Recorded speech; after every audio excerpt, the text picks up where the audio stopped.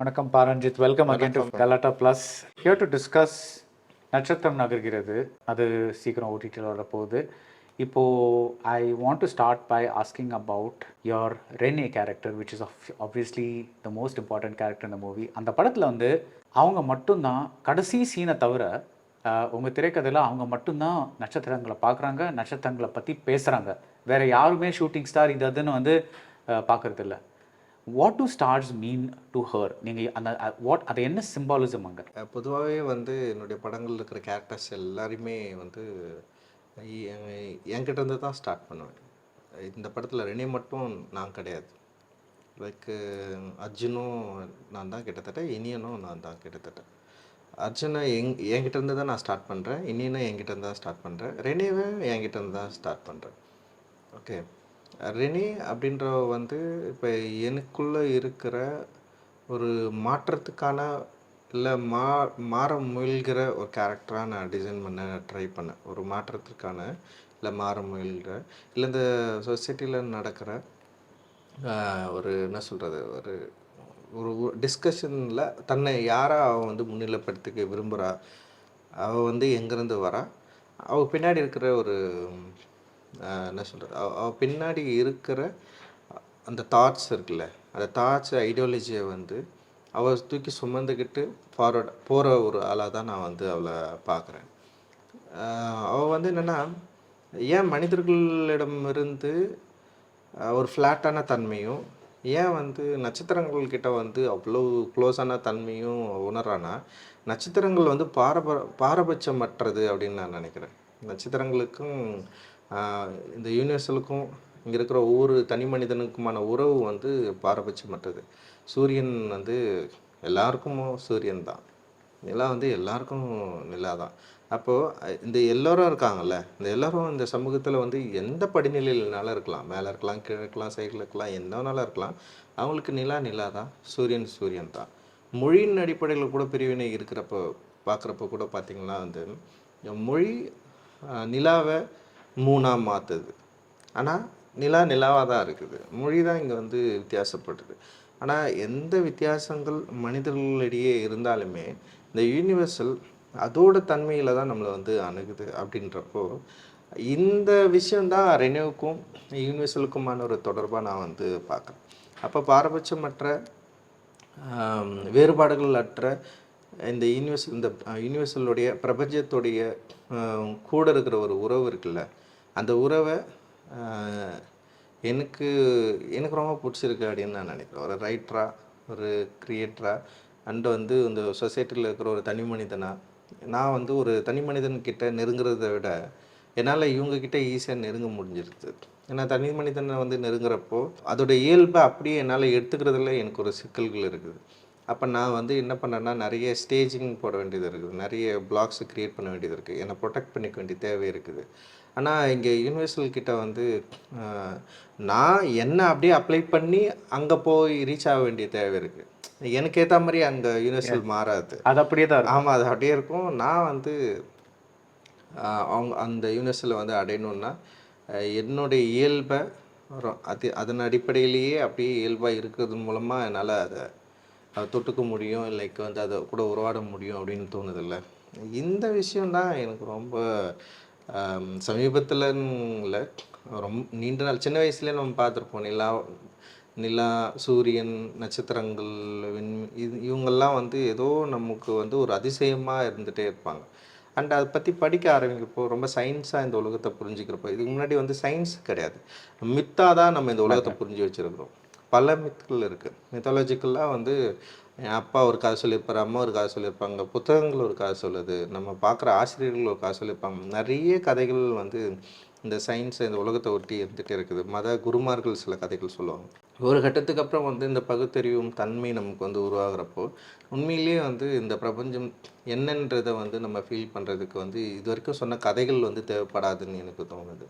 அப்போ அந்த கதைகளை விட்டு இந்த பிரபஞ்சத்தை அதனுடைய இயல்புலேயே நம்ம வந்து தேடி கண்டடைகிற ஒரு இடத்துக்கு நம்ம எல்லாரும் போகணுன்னு வச்சிங்களேன்.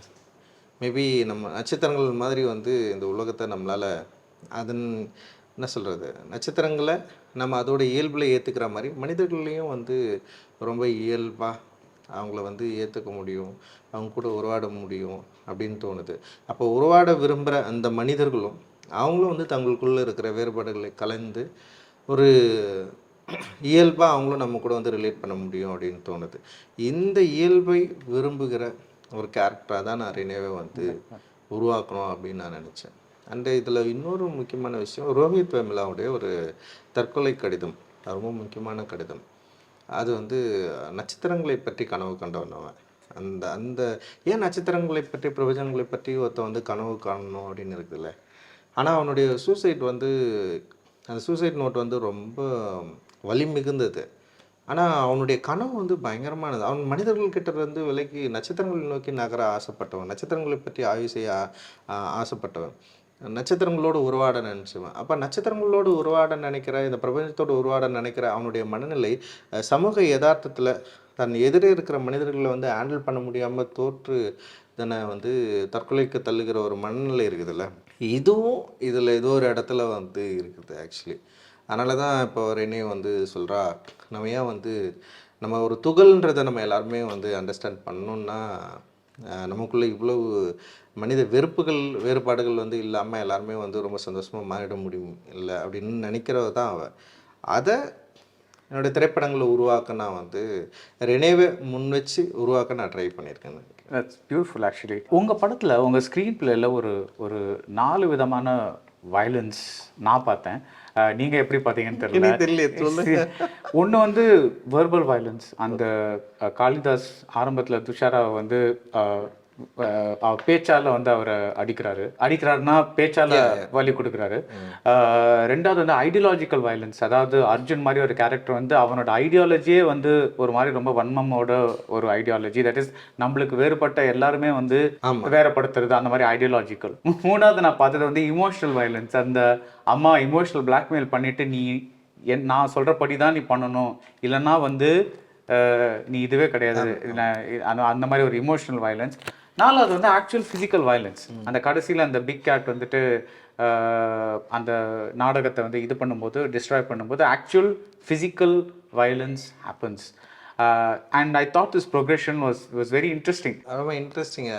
ஆனால் நீங்கள் வயலன்ஸாக நான் யோசிக்கல. ஆனால் இத்தனை முரண்கள், ஒரு கான்ட்ரடிக்ஷனாக தான் இது எல்லாத்தையுமே நம்ம வந்து யோசிக்கிறோம். அண்ட் வந்து அப்ளை பண்ணுறதில் இது ஒரு வயலன்ஸாக தான் நம்ம வந்து பார்க்குறோம். உண்மையிலேயே வந்து அந்த அண்டர்ஸ்டாண்டிங் நல்ல விஷயந்தான் ஆக்சுவலி அது. ஆமாம். ஆனால் இந்த வயலன்ஸோடு தான் நம்ம வாழ்ந்துட்டுருக்குறோம் அப்படின்னு நான் நினைக்கிறேன். இவ்வளோ டிஃப்ரென்ஷியேட் இருக்குது.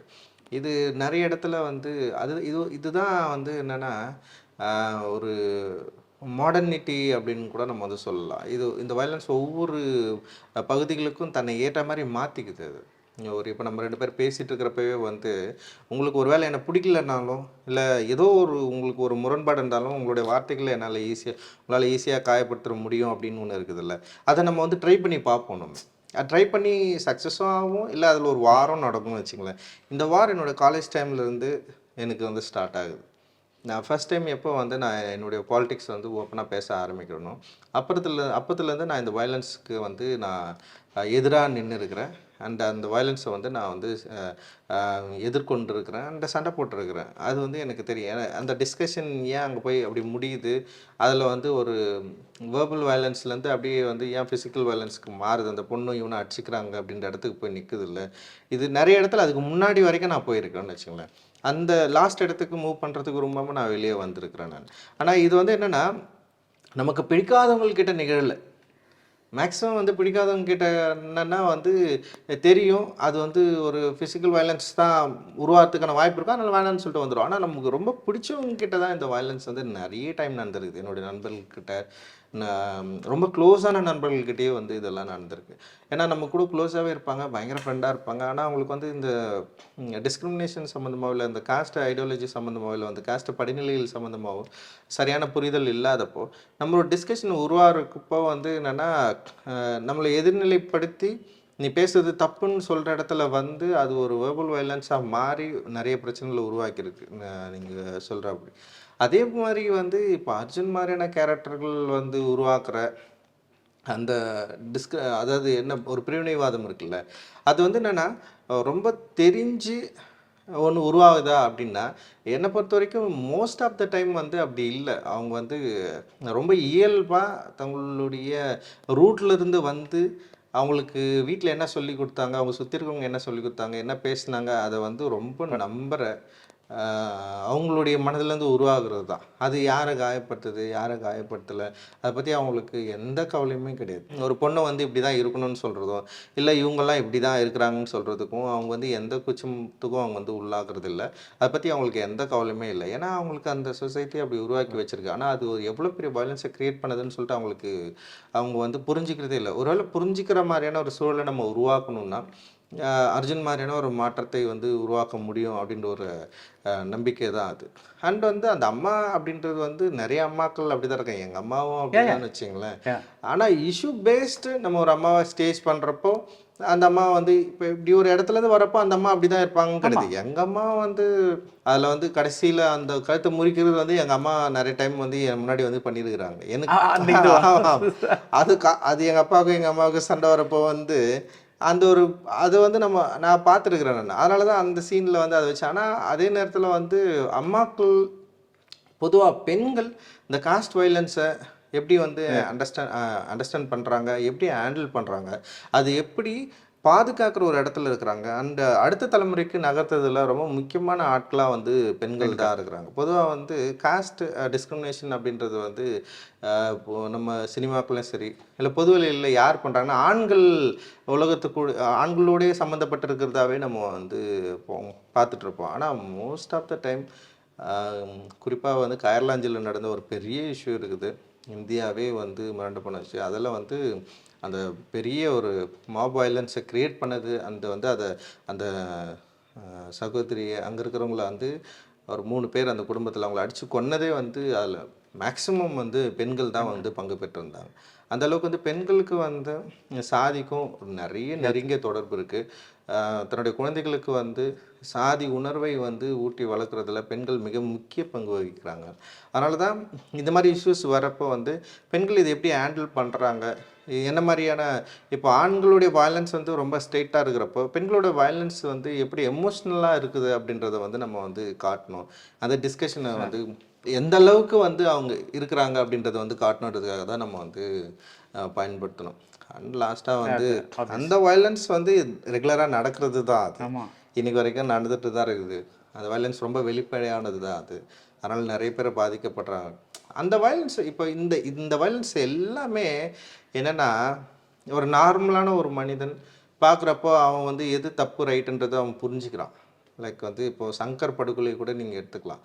சங்கர் கௌசல்யா படுகொலை வந்து சங்கரை வந்து படுகொலை பண்ணதை வந்து ஒரு சிசிடிவி டேப்பில் கிடச்சதுனால அது பெரிய வைரல் ஆச்சு. அதுக்கு ஒரு பெரிய அட்டென்ஷன் க்ரியேட் பண்ணிச்சு. உடனே எல்லாரும் அதுக்கு வந்து பரிதாபப்பட்டாங்க.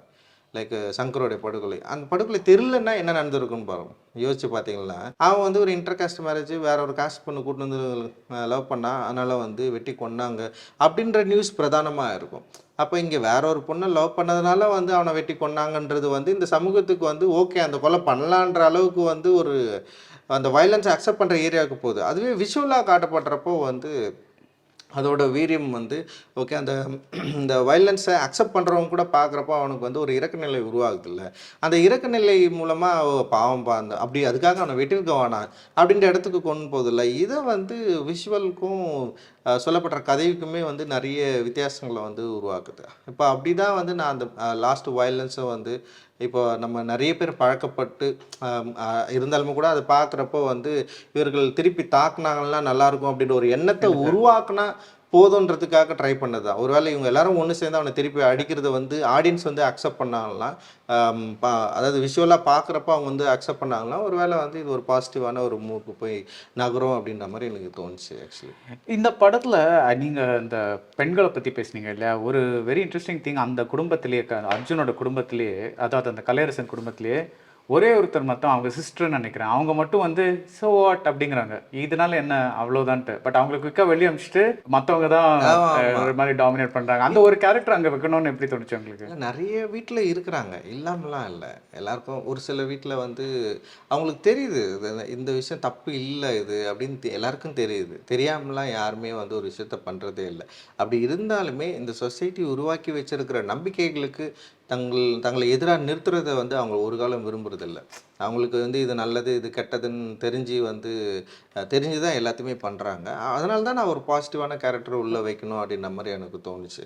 அண்ட் வந்து இன்னொன்று, அவங்க பண்ணுறது எல்லாமே அவங்களுடைய நம்பிக்கைகளை சார்ந்து தான் பண்ணுறாங்க.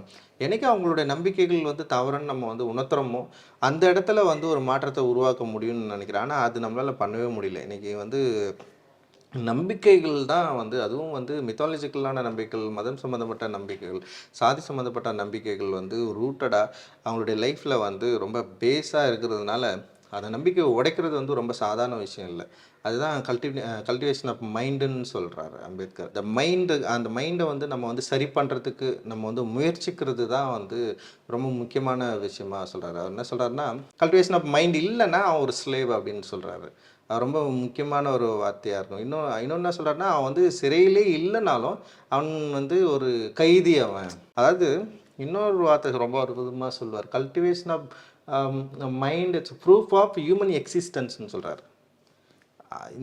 அது வந்து ஒரு ப்ரூஃப். அது ஒரு மனுஷன் வந்து உயிரோடு இருக்கிறான்றதுக்கு அதுதான் ப்ரூஃப். அப்படி இல்லைன்னா அவன் வந்து ஒரு இறந்தவன் தான். உயிரோடு இருந்தாலும் அவன் இறந்தவன் தான் அப்படின்னு சொல்கிறாரு. அப்போ அந்த கல்டிவேஷன் ஆஃப் மைண்ட் இருக்குல்ல, இது வந்து ரொம்ப முக்கியமானது.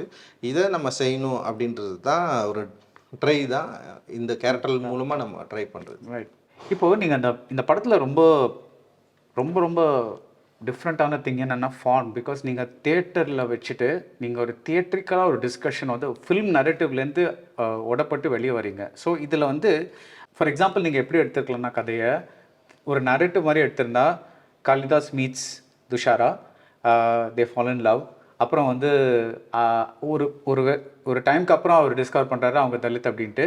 பட் ஹீ திங்ஸ் இல்லை அதை பற்றிலாம் நான் கூலாக தான் இருக்கேன், எனக்கு அதெல்லாம் கவலையே கிடையாது அப்படின்னு சொல்கிறாரு.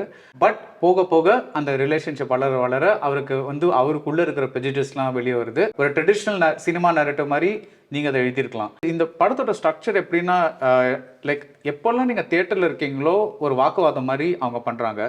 எப்போல்லாம் தியேட்டர் விட்டு வெளியே வரீங்களோ, தட் இஸ் அந்த டைரக்டரோட வீடு, துஷாரா அண்ட் காளிதாஸோட ஃப்ளாஷ்பேக் போர்ஷன்ஸ், அர்ஜுனோட வீட்டில் இருக்கிறது, எப்போல்லாம் தியேட்டர் விட்டு வெளியே வரீங்களோ அது நரேட்டிவ் மாதிரி திருப்பி சினிமா நரேட்டிவ் மாதிரி போகுது.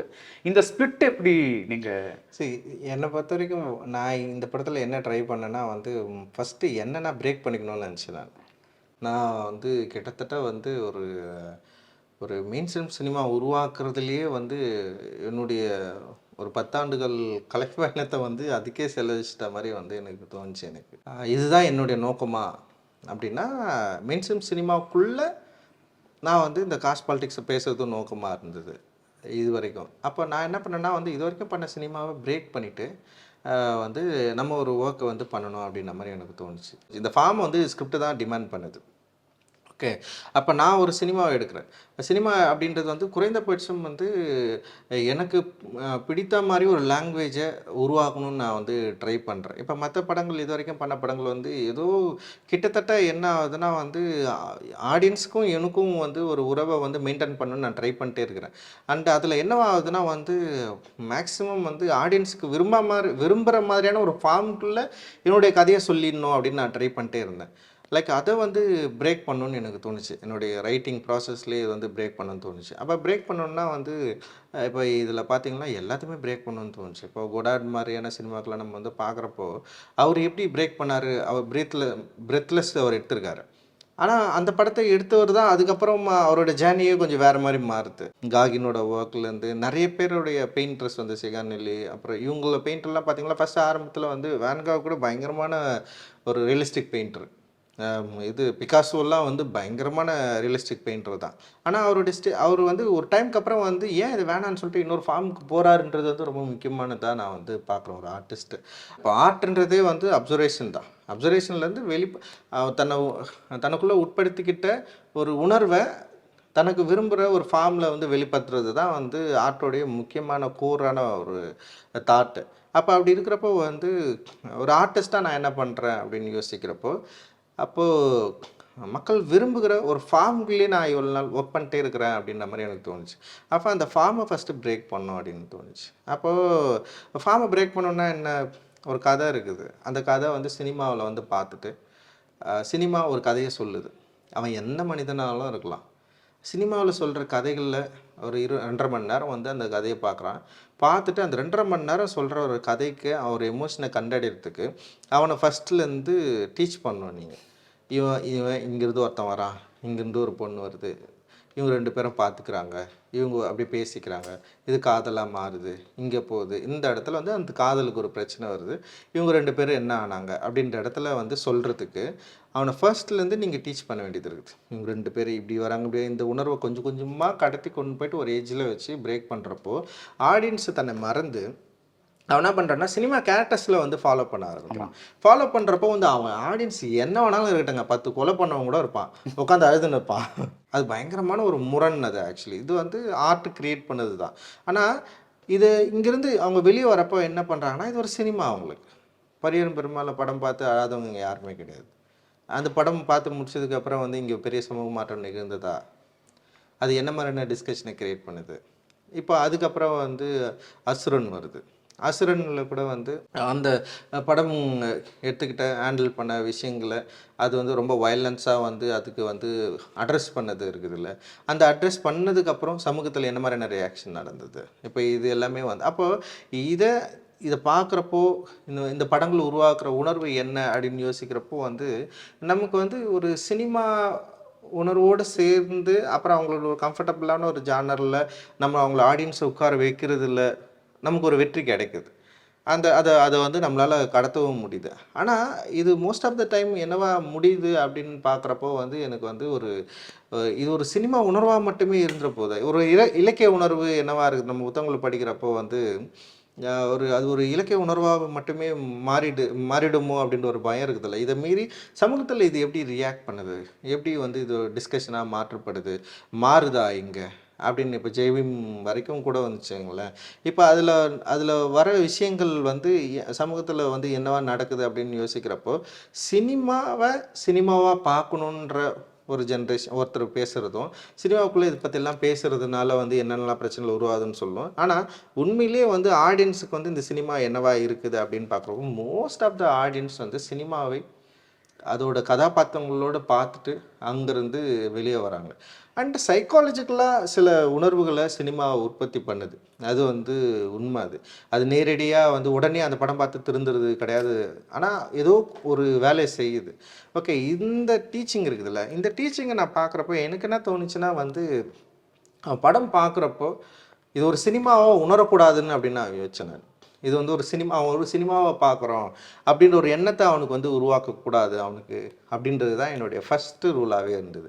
அப்போது வந்து என்னென்னா, அப்போது படத்தில் இருக்கிற கதாபாத்திரங்கள், அந்த கதாபாத்திரங்கள் பேசுகிற டயலாக்ஸை பார்வையாளன் என்னவா பார்க்க போகிறான், பார்வையாளனை நான் வந்து அவனை இன்க்ளூட் பண்ண ஒரு வேர்ஷனாக மாற்றணும்னு நான் ட்ரை பண்ணேன்.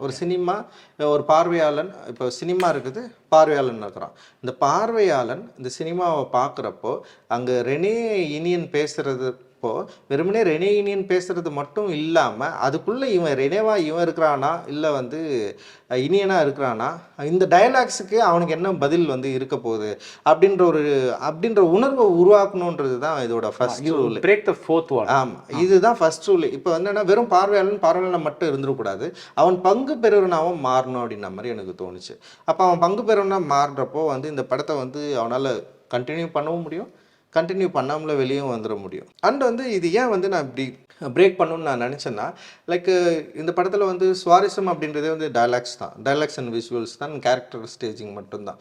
நீங்கள் இதில் வந்து படத்தில் வந்து சுவாரஸ்யமாக வந்து அடுத்த சீன் இப்படி நடக்க போகுது, இதுக்கு அடுத்த சீன் இப்படி நடக்க போகுது, உங்களால் வந்து எதுவுமே ப்ரெடிக்டே பண்ண முடியாது. நீங்கள் என்ன த்ரில்லர் படத்தில் கூட நீங்கள் என்ன ப்ரெடிக்ட் பண்ணலான்னா, இது நடக்க போதுன்னு நடக்கலாம். ஆனால் ரைட்டர் வந்து வேற ஒன்று வந்து உங்களுக்கு கிரியேட் பண்ணி கொடுப்பாரு. ஆனால் இந்த படத்தில் உங்களால் அப்படி எதுவுமே ப்ரெடிக்ட் பண்ணவே முடியாது. அடுத்த சீன் இதுதான் வரும், அடுத்த சீன் இப்படி தான் வரும்னு சொல்லிட்டு. அப்போ இதுவே வந்து ரெகுலர் ஃபார்மை வந்து பிரேக் பண்ணுறதுக்கான ஒரு விஷயமா நான் வந்து பார்க்குறேன். ஆனால் நீங்கள் நல்லா பார்த்தீங்கன்னா இந்த உரையாடல்கள் தான் அடுத்த கட்ட காட்சியை வந்து நகர்த்துது. ஆமாம், இந்த உரையாடல்கள்லேருந்து ஒரு சின்ன லூப் தான் அதுக்கு அடுத்தது போகும், அதுக்கப்புறம் போகும். அப்போ உரையாடல்கள் வந்து இந்த சமூகத்தில் மிக முக்கியமான பங்கு பெறுறப்போ, அந்த உரையாடல்களை வந்து இந்த படத்தில் வைக்கிறப்போ, அந்த உரையாடல்களும் பார்வையாளர்களும் வந்து அவங்க வந்து ஒரு இடத்துல கனெக்ட் பண்ணிக்கணும். அவன் இந்த படத்தோடைய ஒரு கதாபாத்திரமாக மாறணுன்றது தான் இதோட முக்கியமான நோக்கமாக இருந்தது. அண்ட் நான் லீனியர் ஒரு ஸ்டைலில் இது ஏன் வந்து உருவாக்கணும்னு நினச்சா கூட, அந்த நான் லீனியர் வந்து இப்போது நமக்கு எப்பவுமே வந்து ஃப்ளாஷ்பேக் நினைவுகள் மீது வந்து ஒரு பெரிய ஆர்வம் இருக்கும். அப்புறம் ஃப்யூச்சர் வந்து நம்ம வந்து கற்பனை பண்ணணும். ஆனால் நினைவுகள் ஆல்ரெடி நடந்து முடிஞ்சதை வந்து நம்ம நினைவுபடுத்தி பார்க்குறப்போ நமக்கு வந்து அது ஒரு சுவாரஸ்யத்தை உருவாக்கல.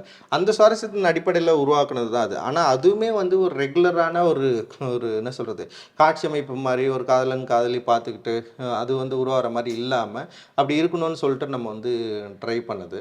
அண்டு செகண்ட் ஹாஃபை பார்த்தீங்கன்னா நிறைய இடத்துல பிரேக் பண்ணியிருப்பேன். அது வந்து ஒரு ஒரு ஸ்டேட்டாகவும் இருக்காது. அது திரும்பவும் அந்த பிரேக் பண்ணி நமக்கு எனக்கு என்னென்னா வந்து 2 கதை இருக்குது இல்லை. ஒன்று வந்து தியேட்டரில் நடக்கிற கதை, தியேட்டரு நாடகம் பண்ணுன்னு ட்ரை பண்ணுற ஒரு கதை. அந்த கதையை நீங்கள் வந்து இங்கே இந்த ரெனி அண்ட் இனியன் அர்ஜுன் கேரக்டரில் இந்த கதையை ஃபாலோ பண்ணிங்கன்னா ரெண்டுமே கிட்டத்தட்ட ஒரே கதையாக தான் இருக்கும். நான் அப்படி தான் வந்து ட்ரை பண்ணியிருப்பேன். இந்த ஸ்டேஜில் பண்ணுற கதையும் இவங்க லைஃப்பில் நடக்கிற கதையும் கிட்டத்தட்ட ஒன்றா இருக்கிற மாதிரி வந்து நான் ட்ரை பண்ணியிருப்பேன். அப்படி ஒரு ட்ரை தான் இது. அதுக்கப்புறம் கடைசியாக வந்து பெரும்பூனை வருது. அந்த பெரும்பூனை அப்படின்ற கேரக்டர் ஏன் கடைசியாக வரணும், நிறைய பேர் எல்லாமே கேட்டுகிட்டே இருந்தாங்க. ஏன் வந்து கடைசியாக வருது, கடைசியாக வர வேண்டிய அவசியம் இல்லை, முன்னாடியே கொண்டு வரலாமேன்னு தோணுச்சு எனக்கு. நான் ஒரு வில்லனை ஃபஸ்ட்லேருந்தே உருவாக்கணும் அப்படின்றது வந்து எனக்கு தேவை இல்லை அப்படின்ற மாதிரி இந்த படத்தில் எனக்கு தோணுச்சு. இன்னொன்று வந்து படம் பார்க்குறவங்களோட மனநிலை என்னவா இருக்குது அப்படின்றது ரொம்ப முக்கியமானதாக நான் வந்து பார்த்தேன். இவ்வளோ நேரம் இந்த படம் பார்த்துட்டு இருக்கிறவங்க ஒரு வேளை வந்து நம்ம பேசுகிற கருத்துக்களை வந்து அவங்களுக்கு பிடிக்காமல் போச்சுன்னா அதுதான் என்னுடைய எதிர்த்தன்மையாக நான் நிறுத்தணும் அப்படின்னு நான் நினச்சேன். அப்போ இந்த கதாபாத்திரங்களை உருவாக்குற டயலாக்ஸ் மீது ஒரு விருப்பம், அதில் தன்னை வந்து ஈடுபடுத்திக்க முடியாமல் அதுக்கு எதிராக நிற்கிறவங்கள வந்து நான் பெரும்புனையாக மாற்றணும்னு நான் ட்ரை பண்ணேன். அதுதான் அந்த பெருமுனை கதாபாத்திரம். அந்த டைமில் வந்து அந்த கதாபாத்திரம் வந்து எவால்வ் ஆகி அவங்க எப்படி இதை டீல் பண்ணுறாங்க. அண்ட் வந்து அந்த பெரும் பூனை அப்படின்ற தாட்டை கொல்றதுக்கு இங்கே சமூகத்தில் இருக்கிற எல்லா கேரக்டர்களும் ஒன்றிணைய வேண்டிய அவசியம் இருக்குது. அந்த எல்லாரும் ஒன்றிணைந்து அதை பிரேக் பண்ணது இல்லைன்னா பெருமுனை நம்மளை டெஃபினட்டாக அடித்து காலி பண்ணிவிடும். அதை காலி பண்ணுறத நம்ம வந்து நம்மளால் தடுக்கவே முடியாது. அது எப்போனாலும் நடக்கும், எந்த செகண்ட்னாலும் நடக்கும். அது நடந்துச்சுன்னு வச்சிங்களேன், அது வந்து நம்ம எல்லாரும் ஒன்று சேர்ந்து எதிர்த்து அதை அடித்தாதான் நம்மளால் வந்து வெற்றி பெற முடியும் அப்படின்றது அப்படி ஒன்று உருவாக்கலாம் அப்படின்ற மாதிரி எனக்கு தோணுச்சு. அண்ட் வந்து ஃபைனலாக அந்த நட்சத்திரத்தை பார்க்குறது அப்படின்றது வந்து ரெனி ஃபஸ்ட்டு ஆரம்பிக்கும். அவளோட லைஃப்பில் பார்க்குறப்போ வந்து ஃபஸ்ட் டைம் நட்சத்திரத்தை பார்க்குறப்போ வந்து யாருமே இருக்க மாட்டாங்க, அவன் மட்டும் தனியாக இருப்பாள். அண்ட் நட்சத்திரத்தை பற்றி பேசிட்டே இருப்பாள். கடைசியில் வந்து நட்சத்திரத்தை பார்க்குறப்போ எல்லாருமே கூட இருக்கிறது அப்படின்றது வந்து ஒரு ஒற்றுமை உணர்வு, ஒரு யுனைட்டி. நம்ம எல்லாரும் ஒன்று சேர்ந்து தான் நட்சத்திரமாக மாறுறதுக்கு இல்லை நட்சத்திரங்கள்கிட்ட போகிறதுக்கு நம்மக்கிட்ட இருக்கிற எல்லா இதையும் வந்து தூக்கி எறிய வேண்டிய தேவை இருக்குது அப்படின்றத வந்து சொல்கிறதுக்காக தான். அது கிட்டத்தட்ட இந்த படம் வந்து ஒரு என்ன சொல்கிறது, ஒரு ரெகுலர் ஃபார்மை பிரேக் பண்ணுறதுக்காக உருவாக்கப்பட்டது தான்.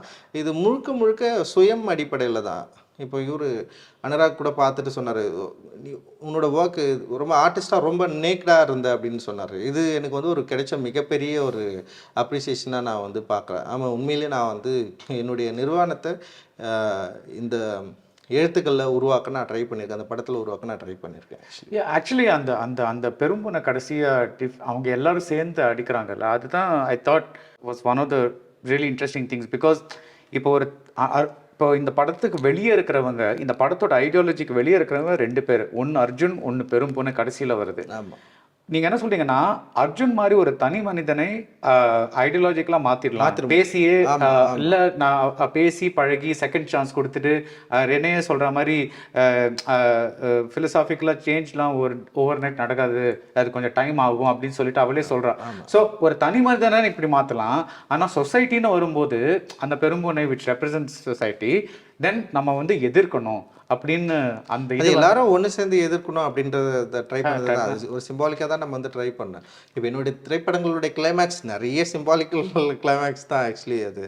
நீங்கள் காலா இருக்கலாம், கபாலி இருக்கலாம், அண்ட் வந்து நிறைய அட்டகத்தில கூட வந்து கடைசியில் வந்து அவன் சிரிச்சுட்டு ஓடுவான், ரன் பண்ணிட்டே ஓடுவான். அந்த ரன்னிங்கிறது வந்து இந்த வாழ்க்கை நம்மளை எவ்வளோ தூரம் ஓட வைக்குது, அது ஒரு மாற்றத்தை நோக்கி நகர்த்தும் அப்படின்றது தான் அது.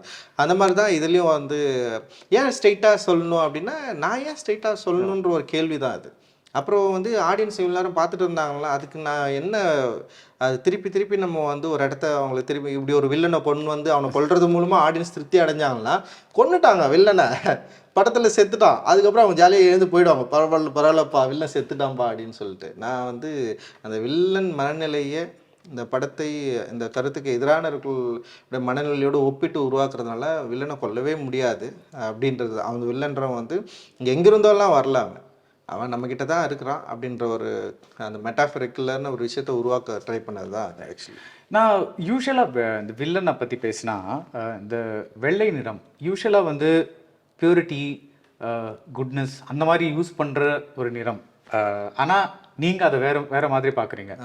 And another very interesting colour in this movies, ரெனேக்கும் ரெட்டு கலருக்கும் ஒரு கனெக்ஷன் வச்சுருக்கீங்க. அது ரெண்டுத்தையும் பற்றி கொஞ்சம் பேசுகிறீங்களா? பேசலாம். ஏன் சிரிக்கிறீங்க? இல்லை ஏன் சிரிச்சேன்னா, பொதுவாக இந்த படம் வெளியே வந்ததுக்கப்புறம் யார் எதிர்ப்பாங்கன்னு சொல்லிட்டு நம்ம யோசிச்சப்போ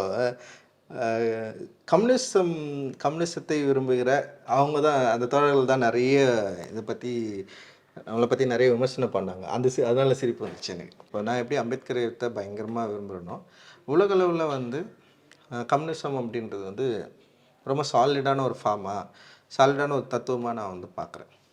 உண்மையிலேயே வந்து புத்தரையும் மார்க்ஸையும் அம்பேத்கர் வந்து கோட் பண்ணுறப்போ, மார்க்ஸ் ஒரு வகையில் அவர் வந்து அக்செப்ட் பண்ணுறார். ஆனால் அதே நேரத்தில் வந்து அவருக்கு சில முரண் இருக்குது, அதை பற்றி டிகோட் பண்ணுறார். ஓகேவா? இந்த உலகத்தை சயின்ஸாக அணுகிற 2 பெரும் புரட்சியாளர்களில் ஒன்று வந்து மார்க்ஸு, இன்னொன்று வந்து புத்தர். நம்ம இதை வந்து அவங்கள படிக்கிறது மூலமாக நம்மளால் வந்து புரிஞ்சிக்க முடியுது. ஏன்னா வந்து இதுக்கு பின்னாடி எந்த மித்தாலஜிக்கலாக எதுவுமே இல்லை. கடவுள் காணப்படவும் இல்லை, அறியப்படவும் இல்லை. கடவுள் வந்து இந்த உலகம் அதுவாகவே பரிணமித்தது அப்படின்னு சொல்கிறது தான் வந்து புத்தா. காஸ் அண்ட் எஃபெக்டை பற்றி பேசியிருக்காரு நிறைய. அண்ட் அங்கேருந்து வருதுன்னு வச்சிங்களேன். இதில் வந்து இப்போ இந்தியாவில் இருக்கிற கம்யூனிசம் இல்லை கம்யூனிஸ்டுகளை குறித்து ஒரு விமர்சனம் அம்பேத்கருக்கு இருந்தது, அதை ஒட்டி எனக்கும் இருக்குது. ஓகேவா? இது வந்து ஏன்னா என்னை பொறுத்த வரைக்கும் இந்தியாவில் இருக்கிற கம்யூனிஸ்ட்டுகள் வந்து அவங்க சாதியை அண்டர்ஸ்டாண்ட் பண்ண அவங்களால முடியலன்னு சொல்லலாம், இல்லை விரும்பலை அப்படின்னு சொல்லலாம்.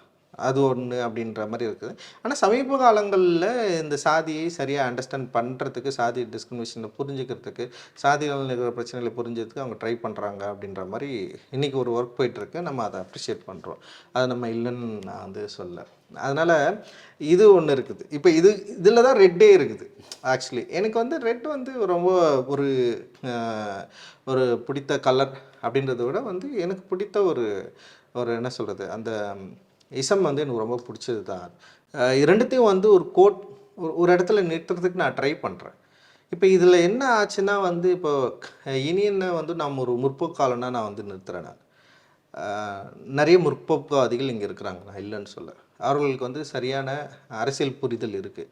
ஆனால் ஏதோ ஒரு வகையில் தன் ரூட்டை அவங்க வெட்ட முடியாமல் இன்னும் வரைக்கும் திணறிட்டு இருக்காங்க அப்படின்றது வந்து தான் என்னுடைய விமர்சனமாக இருக்குது. அதுதான் இந்தியன் மேலே நான் வந்து வைக்கிறேன். ஓகே, இந்த விமர்சனம் அப்படின்றது வந்து இந்த சமூகத்தை சரியான இடத்துல நம்ம கொண்டு போய் சேர்க்கறதுக்கான ஒரு தேவையை நோக்கிய விமர்சனம் தான். இது வந்து எதிர்நிலைப்பாடு கிடையாது. இது வந்து ஒரு உரையாடல் நிகழ்த்தமாக ஒரு ஒரு ஆரோக்கியமான சமூகத்தை, ஒரு சமத்துவமான ஒரு சமூகத்தை உருவாக்குவதற்கு ஒன்றுபட்டு வேலை செய்கிற இசங்களுக்குள்ள இருக்கிற முரண்களை வந்து சரிப்படுத்திக்கிறதுக்கான ஒரு தேவையை நோக்கிய ஒரு உரையாடல் தான் இது. அந்த வகையில் வந்து அதில் வந்து ஒரு சில டிஸ்கஷன் வச்சுருப்போம். அண்ட் வந்து இப்போது ரெனேவ் கிட்ட அந்த ரெட்டை நான் ஏன் வந்து ரொம்ப நெருக்கி வச்சுருக்கிறேன்னா, இன்றைக்கி இந்தியாவில் இந்த 2 தத்துவங்களும் ரொம்ப முக்கியமானதாக நான் வந்து பார்க்குறேன்.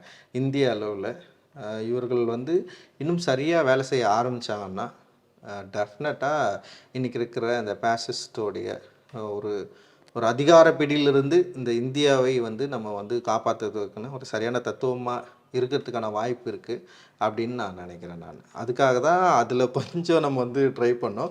ஆனால் இதில் என்ன ஒரு விஷயம் நடந்துச்சுன்னா, இங்கே இருக்கிற சில தோழர்கள் வந்து ரொம்ப தப்பாக எடுத்துக்கிட்டு நம்மளை வந்து ரொம்ப அன்பான வார்த்தைகள் பேசி விமர்சித்தாங்க. அது ரொம்ப நல்ல விஷயந்தான் அது. ஏன்னா அது அவங்க யாருன்றத திருப்பி இந்த சொசைட்டியில் ரொம்ப ஸ்ட்ராங்காக வந்து ப்ளேஸ் பண்ணுது. ஓகே, இவங்களுக்குள்ள வந்து இந்த பிரச்சனைகள்லாம் இருக்குன்றத அவங்களே ஒத்துக்கிறாங்க அப்படின்றத வந்து ப்ளேஸ் பண்ணுது. சீக்கிரமே அவங்க வந்து சரியாக மார்க்ஸை புரிந்து கொண்டு தங்களை திருத்திக் கொள்வார்கள்னு நான் நம்புகிறேன். வெள்ளை நிறம், வெள்ளை சரி இப்போ இது வந்து என்னன்னா ஒரு பியூர் அப்படின்றது வந்து உண்மையிலேயே என்னன்றதுல எனக்கு ஒரு பெரிய கேள்வி இருக்கு. ஓகே, இல்லை நான் ஒரே நிமிஷம், நான் என்ன விதத்தில் சொன்னேன், நான் யூஸ்வலாக வந்து நீங்கள் பார்த்தீங்கன்னா வெண்மைனா தூய்மை அப்படிங்கிற ஒரு அந்த விதத்தில் தான் சொன்னேன். இல்லை, இது ஒரு சங்கு சுட்டாலும் வெண்மை தரும்னு ஒரு வார்த்தையெல்லாம் இருக்குது இங்கே. அது ஆரம்பத்தில் ஒரு படித்து வந்தோம். ஆனால் அதுக்கப்புறம் வந்து இந்த வெண்மை மேலே இருக்கிற ஒரு ஆர்வம் இருக்குதுல்ல, அப்புறத்துலேருந்தே ஆரம்பிக்குதுன்னு நான் சொல்கிறேன். நான் சங்க இலக்கிய காலங்களிலிருந்தே இது வந்து ஆரம்பிக்குது. அண்ட் வந்து வெண்மைக்கு எதிராக நிறுத்துகிற கலர் அப்படின்றது என்னன்றது வந்து இங்கே ரொம்ப முக்கியமானது. அந்த கலர் யாரோட சம்மந்தப்பட்டிருக்குது, இங்கே வந்து கலர்ஸ் கூட இருக்கிற அந்த குறியீடுகளை வந்து நம்ம வந்து ரொம்ப கவனமாக கோக்க வேண்டியது இருக்குது ஆக்சுவலி. அப்படி இருக்கிறப்போ வந்து இப்போ நான் என்ன பண்ணுறேன்னா வந்து ஓகே, இப்போது இந்த வெண்மை அப்படின்ற தத்துவம் இங்கே எதெல்லாம் வந்து அக்செப்ட் பண்ணி வச்சுருக்கு, எதெல்லாம் வேணான்னு சொல்லியிருக்கு, எது அதுக்கு வந்து தேவைப்படுது அப்படின்னு அந்த தத்துவத்தோட உள்ளீடாக என்னெல்லாம் இருக்குன்னா, அதில் வந்து மெயினாக வந்து பெரிய டிஸ்கிரிமினேஷன் உள்ள ஒரு தத்துவ அமைப்பாக தான் அது இருக்கிறப்போ, அப்போ அதை வந்து நான் வந்து ஒரு எதிரில் நிறுத்த நான் வந்து விரும்புகிறேன். இது வந்து நான் வந்து ஒரு வில்லனிக்கான ஒரு ஃபார்மாக, வில்லனிக்கான ஒரு இடமா நிறுத்தணும்னு நினைக்கிறேன். இது ஒரு கவுண்டரான ஒரு பார்வை தான். இது வரைக்கும் வந்து கருப்பு கலர் வந்து நீங்கள் பார்த்தீங்கன்னா வந்து ஒரு ஒரு ஒரு ஆப்போசிட் வில்லனிக்கல் ஒரு ஐடியாலஜியாக தான் நீங்கள் நிறுத்திருக்கிறப்போ, அப்போ நான் வந்து கருப்பை வந்து இதை பண்ணிட்டு ஆமாம், நான் ஒரு ஒரு ஒரு ஆதரவு, அதாவது ஒரு ஹீரோய்க்கான ஒரு ஏரியாவில் வச்சுட்டு வெண்மையை வந்து வில்லனிக்காக மாற்றுறது, இது ஒரு கவுண்டர் தான். இது வந்து எப்படின்னா ஒரு தொடர்ந்து நீண்ட காலமாக இருக்கிற ஒரு செயல்பாடுக்கு எதிர் செயல்பாடு தான். ஸோ அந்த அந்த வெள்ளை நிறம் நிறைய வரும்போது அந்த அந்த ஒரு ரூம்லேயே அவர் வெள்ளை கட்டியிருக்காரு, யோகா பண்ணுறாரு, அந்த பெரும்பூனை பற்றி பேசுகிறேன், அப்போ வந்து ஒரு கால் வருது, அவர் மாஸ்டர்னு ஒருத்தர் அழைக்கிறாருல்ல. ஜஸ்ட் ஒரு கியூரியாசிட்டி தான், யார் அந்த மாஸ்டர்? நிறைய மாஸ்டர் இருக்கிறாங்க இங்கே, அதனால் வந்து அந்த மாஸ்டர் தான் அவர். ஸோ நீங்கள் வந்து இந்த ஃபார்மை உடைச்சதை பற்றி பேசணும்ல, தட் இஸ் தியேட்டருக்குள்ளே நடக்கிறது வந்து ஒரு டிஸ்கஷன் மாதிரி ஒரு ஃபார்மு, தியேட்டருக்கு வெளியே நடக்கிறதெல்லாம் வந்து ஒரு cinematic kind of normal form அப்படின்ட்டு. இன்னொரு டிஸ்ட்ரப்ஷன் ஒன்று என்னென்னா, இந்த படத்தில் ஃபார்மில் தியேட்டருக்குள்ளே நடக்கிறதுலையே நீங்கள் அந்த ரியல் லைஃப் ஃபுட்டேஜ் டாக்குமெண்ட்ரி மாதிரி ஒன்று காமிச்சிட்டு ஒரு மாதிரி டாக்கிங் ஹெட்ஸ் மாதிரி வைக்கிறீங்க. அஃப்கோர்ஸ் நீங்கள் அவங்கள சரௌண்ட் பண்ணுறீங்க, எல்லாரும் அவங்க பேசுகிறத எல்லாரும் கேட்குறாங்க, பிகாஸ் அவங்க ஏற்கனவே இதெல்லாம் பற்றி பேசிகிட்டு இருக்காங்க, ஆணவ கொலை இதெல்லாம் பற்றி பேசிகிட்டு இருக்காங்க. ஆனால் அந்த கொலைக்கு விக்டிமானவங்களே இதுக்குள்ளே கொண்டு வரணுங்கிற ஐடியா உங்களுக்கு எப்படி வந்துச்சு? இது வந்து ஆக்சுவலி வந்து எனக்கு எங்கேருந்து வந்ததுன்னா, இவர் தான் குமரன் இருக்கார்ல, இந்தியன் நேஷனல் தியேட்டருடைய அவர் தான் வந்து மாஸ்டர். குமரன் நிறைய ப்ளே பண்ணியிருக்காரு. குமரன் பண்ண ப்ளே வந்து ஒன்று வந்து சண்டாலன்னு நினைக்கிறேன் எனக்கு, சண்டாலான்னு சொல்லிட்டு ஒரு ப்ளே.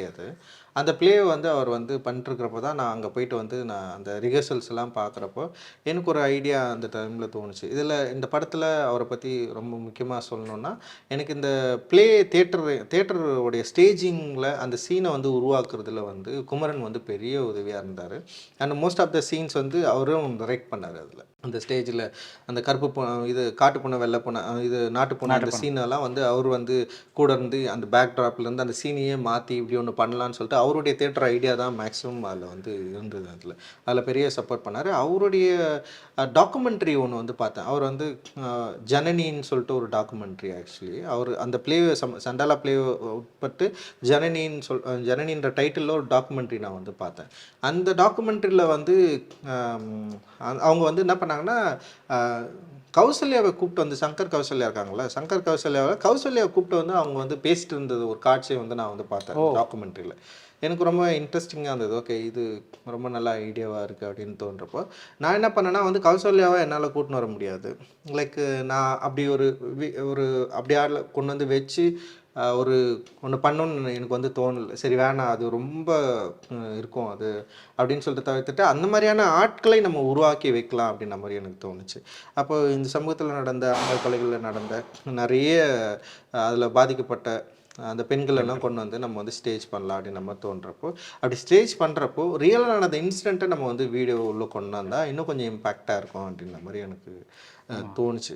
அண்ட் வந்து இந்த படம் பார்த்தீங்கன்னா ஒரு ஃபிக்ஷனைஸ்டான ஒரு படம் கிடையாது. ரொம்ப இது வந்து ஒரு கற்பனையால் உருவாக்கப்பட்ட ஒரு எண்ணமே கிடையாது. இதில் வந்து இந்த கதையை கோக்கிறதுக்கு வேணால் என்னுடைய க்ரியேட்டிவிட்டி தன்மையை வந்து கொஞ்சம் ஹெல்ப் பண்ணியிருக்கலாம். ஆனால் முழுக்க முழுக்க அந்த சமூகத்தில் என்ன உரையாடல்கள் நிற்கிறதோ அது அப்படியே வந்து நான் வந்து தொகுத்து தான் அதில் வச்சுருக்கிறேன் நான். அப்போ தொகுப்பு அப்படின்றதே வந்து கிட்டத்தட்ட ஒரு டாக்குமெண்ட்ரி ஒரு ஃபீல்டில் தான், ஒரு ஃபிக்ஷன் ஃபீல்டில் தான் இருக்கும். அப்போ நம்ம இதை பயன்படுத்துறது அப்படின்றது வந்து சரியாக இருக்கும் அப்படின்ற மாதிரி எனக்கு தோணுச்சு. அண்ட் அதுதான் திருப்பியும் நான் என்ன சொல்கிறேன்னா வந்து ஒரு ரெகுலரான ஒரு செட்டப் அந்த ஃபார்மை பிரேக் பண்ணி தான் இதை உருவாக்கணும்னு ட்ரை பண்ணதில் ஒரு முயற்சி தான் இதோடைய உள்ளே வந்ததும் அப்படின்னு நான் நினைக்கிறேன். எமோஷ்னலாக நம்ம மனசு மாறுறதுன்றது வந்து ரொம்ப ஈஸி ஆக்சுவலி. என்னென்னா அது நான் ஒன்று சொல்லுவேன். இப்போ வந்து ஒரு மாப் வயலன்ஸ் நடக்குதுன்னு வச்சுங்களேன், வயலன்ஸை அடிக்கிறவன் ஒரு குரூப் இருப்பான், வாங்குகிற ஒரு குரூப் இருக்குதுல்ல. வாங்குறப்போ அடிக்கிற ஒரு குரூப்பில் ஒருத்தனை பண்ண அவ்வளோ நேரம் அடிச்சுன்னுப்பான், அப்புறம் வேணாடா விட்டுருங்கடா அவன் செத்துற போகிறான்டா அப்படின்னு சொல்லிட்டு அவனை வந்து தடுப்பான். இந்த இறக்க மனநிலை இருக்குதுல்ல, இது வந்து தான் அர்ஜுனோட மனநிலை. அந்த நேரத்தில் அவனுக்கு ஒரு மனநிலை மாற்றம் வந்து அவன் மாறானே தவிர அவன் டோட்டலாக ஓவராலாக மாறினானா அப்படின்னா எனக்கே தெரியாது. ஆனால் மாறுறதுக்கான விருப்பத்தை உடைய ஒரு ஆளாக அவனை ஸ்டேஜ் பண்ணுறது தான் என்னுடைய விருப்பம். அப்போது அந்த மாற்றத்தை உருவாக்குவதற்கு ஒரு அட்ராக்ஷன், ஒரு என்ன ஒரு இரக்கத்தை நம்ம வந்து அதை உருவாக்கணும்னு நினைக்கிறதுக்கு நான் பயன்படுத்திக்கிட்ட காட்சி தான் இது. ஆக்சுவலி அந்த காட்சியை இன்னும் எஃபெக்டிவ் ஆக்குனது அந்த ஒப்பாரி பின்னாடி வந்தது அது. ஸோ இப்போது நீங்கள் அர்ஜுனை பற்றி பேசுனீங்க இல்லையா, அந்த அந்த அந்த ஒரு காட்சியில் போயிட்டு அவர் வந்து ரெனே கிட்ட நீ எந்த ஜாதி இருந்தாலும் பரவாயில்ல, நான் வந்து ஏற்றுக்கிறேன், ஐ லவ் யூ அப்படின்னு சொல்கிறாரு.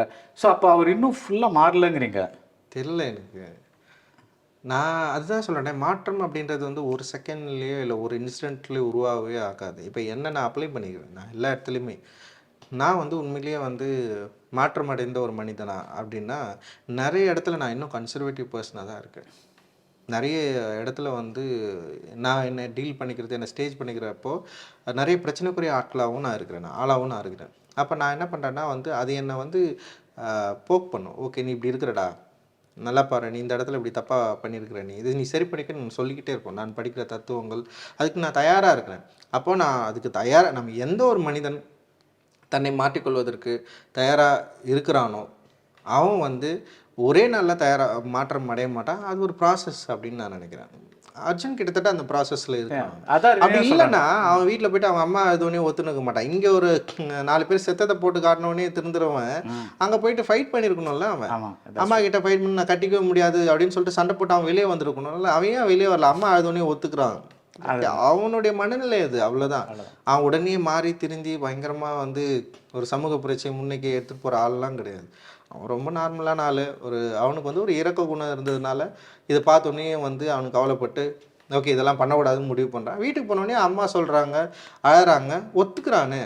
அந்த சாதி என்ன விரும்புதோ, இந்த சாதி சமூகம் என்ன விரும்புதோ அதை ஒத்துக்கிற ஒரு ஆளாக தானே இருக்கிறான். திரும்ப அவன் வந்துட்டு வந்து அவன் உடனே மாறிட்டான்லாம் கிடையாது. ஓகே, அந்த ப்ரெஷர்லேருந்து அவனை விடுவிச்சுட்டாச்சு. அவங்க ஆயா வந்து விடுவிச்சிட்டாங்க, ஓகே தப்பிச்சிட்டான். இப்போ அடுத்தது அவன் ஒரு ப்ராசஸ் அது ஆக்சுவலி. இப்போ அர்ஜுன் கிட்ட ஃபால்ட்ஸ் இருக்கு. நான் ஃபால்ட்ஸ்னா என்ன சொல்றேன்னா, நம்ம எல்லாரும் ஹியூமன் பீயிங்ஸ் கிட்ட இருக்கிற ஃபால்ட்ஸ் சொல்றேன் சார். வாட் எவர் இனியன் கிட்ட ஃபால்ட்ஸ் இருக்கு, அவனுக்கு what ever it is. But அவங்க 2 பேரையுமே வந்து நீங்கள் 2 ரொம்ப சிம்பாலிக் ஷார்ட்ஸோட வந்து ரெனே வந்து ஃபர்ஸ்ட் அந்த ஸ்டேர்கேஸில் வந்து அது இனியனை இழுத்துட்டு போகிறான். அண்ட் அவள் பெட்ரூம்லேருந்து அந்த அந்த லைட் வருது, அந்த நட்சத்திரத்தை நோக்கி போகிறா, அந்த நட்சத்திர லைட், யூனிவர்சல் லைட். அதுக்கு இன்னொரு சீன் வந்து அர்ஜுனை வந்து வெளியே கூப்பிடும்போது அந்த புத்தர் அந்த டோர் இல்லை மேலே இருக்கிறது அது திறந்து அங்கேருந்து ஒரு ஃப்ளட் லைட் விடுறீங்க. அது அவள் வந்து திருப்பி she takes him to the light. So she is a character who tax people from the darkness to the light. அந்த மாதிரி ஒன்று வச்சிருக்கீங்க. ஸோ அர்ஜுனுக்கு ஃபால்ட்ஸ் இருக்கு, இனியனுக்கு ஃபால்ட்ஸ் இருக்கு, ரெனேக்கு ஏதாவது ஃபால்ட்ஸ் இருக்கா, இல்லை நீங்கள் அவளை ரொம்ப ஐடியல் பர்சனாக பார்த்தீங்களா?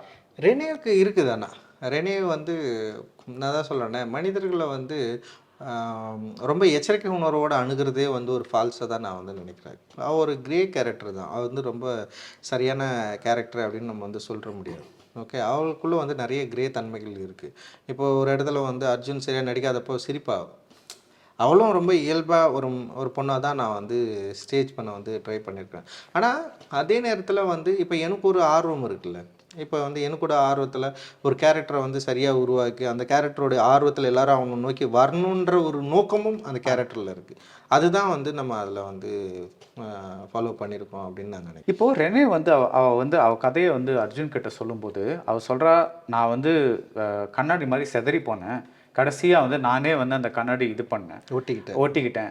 கடைசியா அந்த பெரும் பூனை வந்து அந்த கிரீன் ரூம்குள்ள வரும்போது ஒரு கண்ணாடி அப்படியே உடைக்கிறாரு. அந்த 2 டயலாக்கு ஒரு கனெக்ஷன் இருக்கா? கனெக்ஷன் இல்லை. ஆனால் வந்து நான் தான் சொல்கிறேனே, சில திரைப்படங்கள் காட்சி அமைக்கிறப்போ வந்து நம்முடைய நோக்கத்தை வந்து அதனோடாவே வந்து தீர்த்து கொள்கிற ஒரு காட்சிகளை உருவாக்கு. ஆமாம் ஆமாம், அது உருவாக்கும். நான் இந்த விமர்சனத்தை நான் ஒரு பொண்ணு வந்து என்கிட்ட பேசினாங்க. பேசுகிறப்போ வந்து அவங்க சொன்னாங்க, நீங்கள் ரெனியோடைய உடைந்த கண்ணாடி அவங்க ஒட்டிக்கிட்டதை ஒருத்த வந்து எப்படி உடைக்கிறான்றதை நீங்கள் வந்து காட்டியிருந்தீங்க அப்படின்னு சொல்லிட்டு. இப்போ இதுதான் சினிமா உருவாக்குறது அப்படின்னு நான் நினைக்கிறேன் நான்.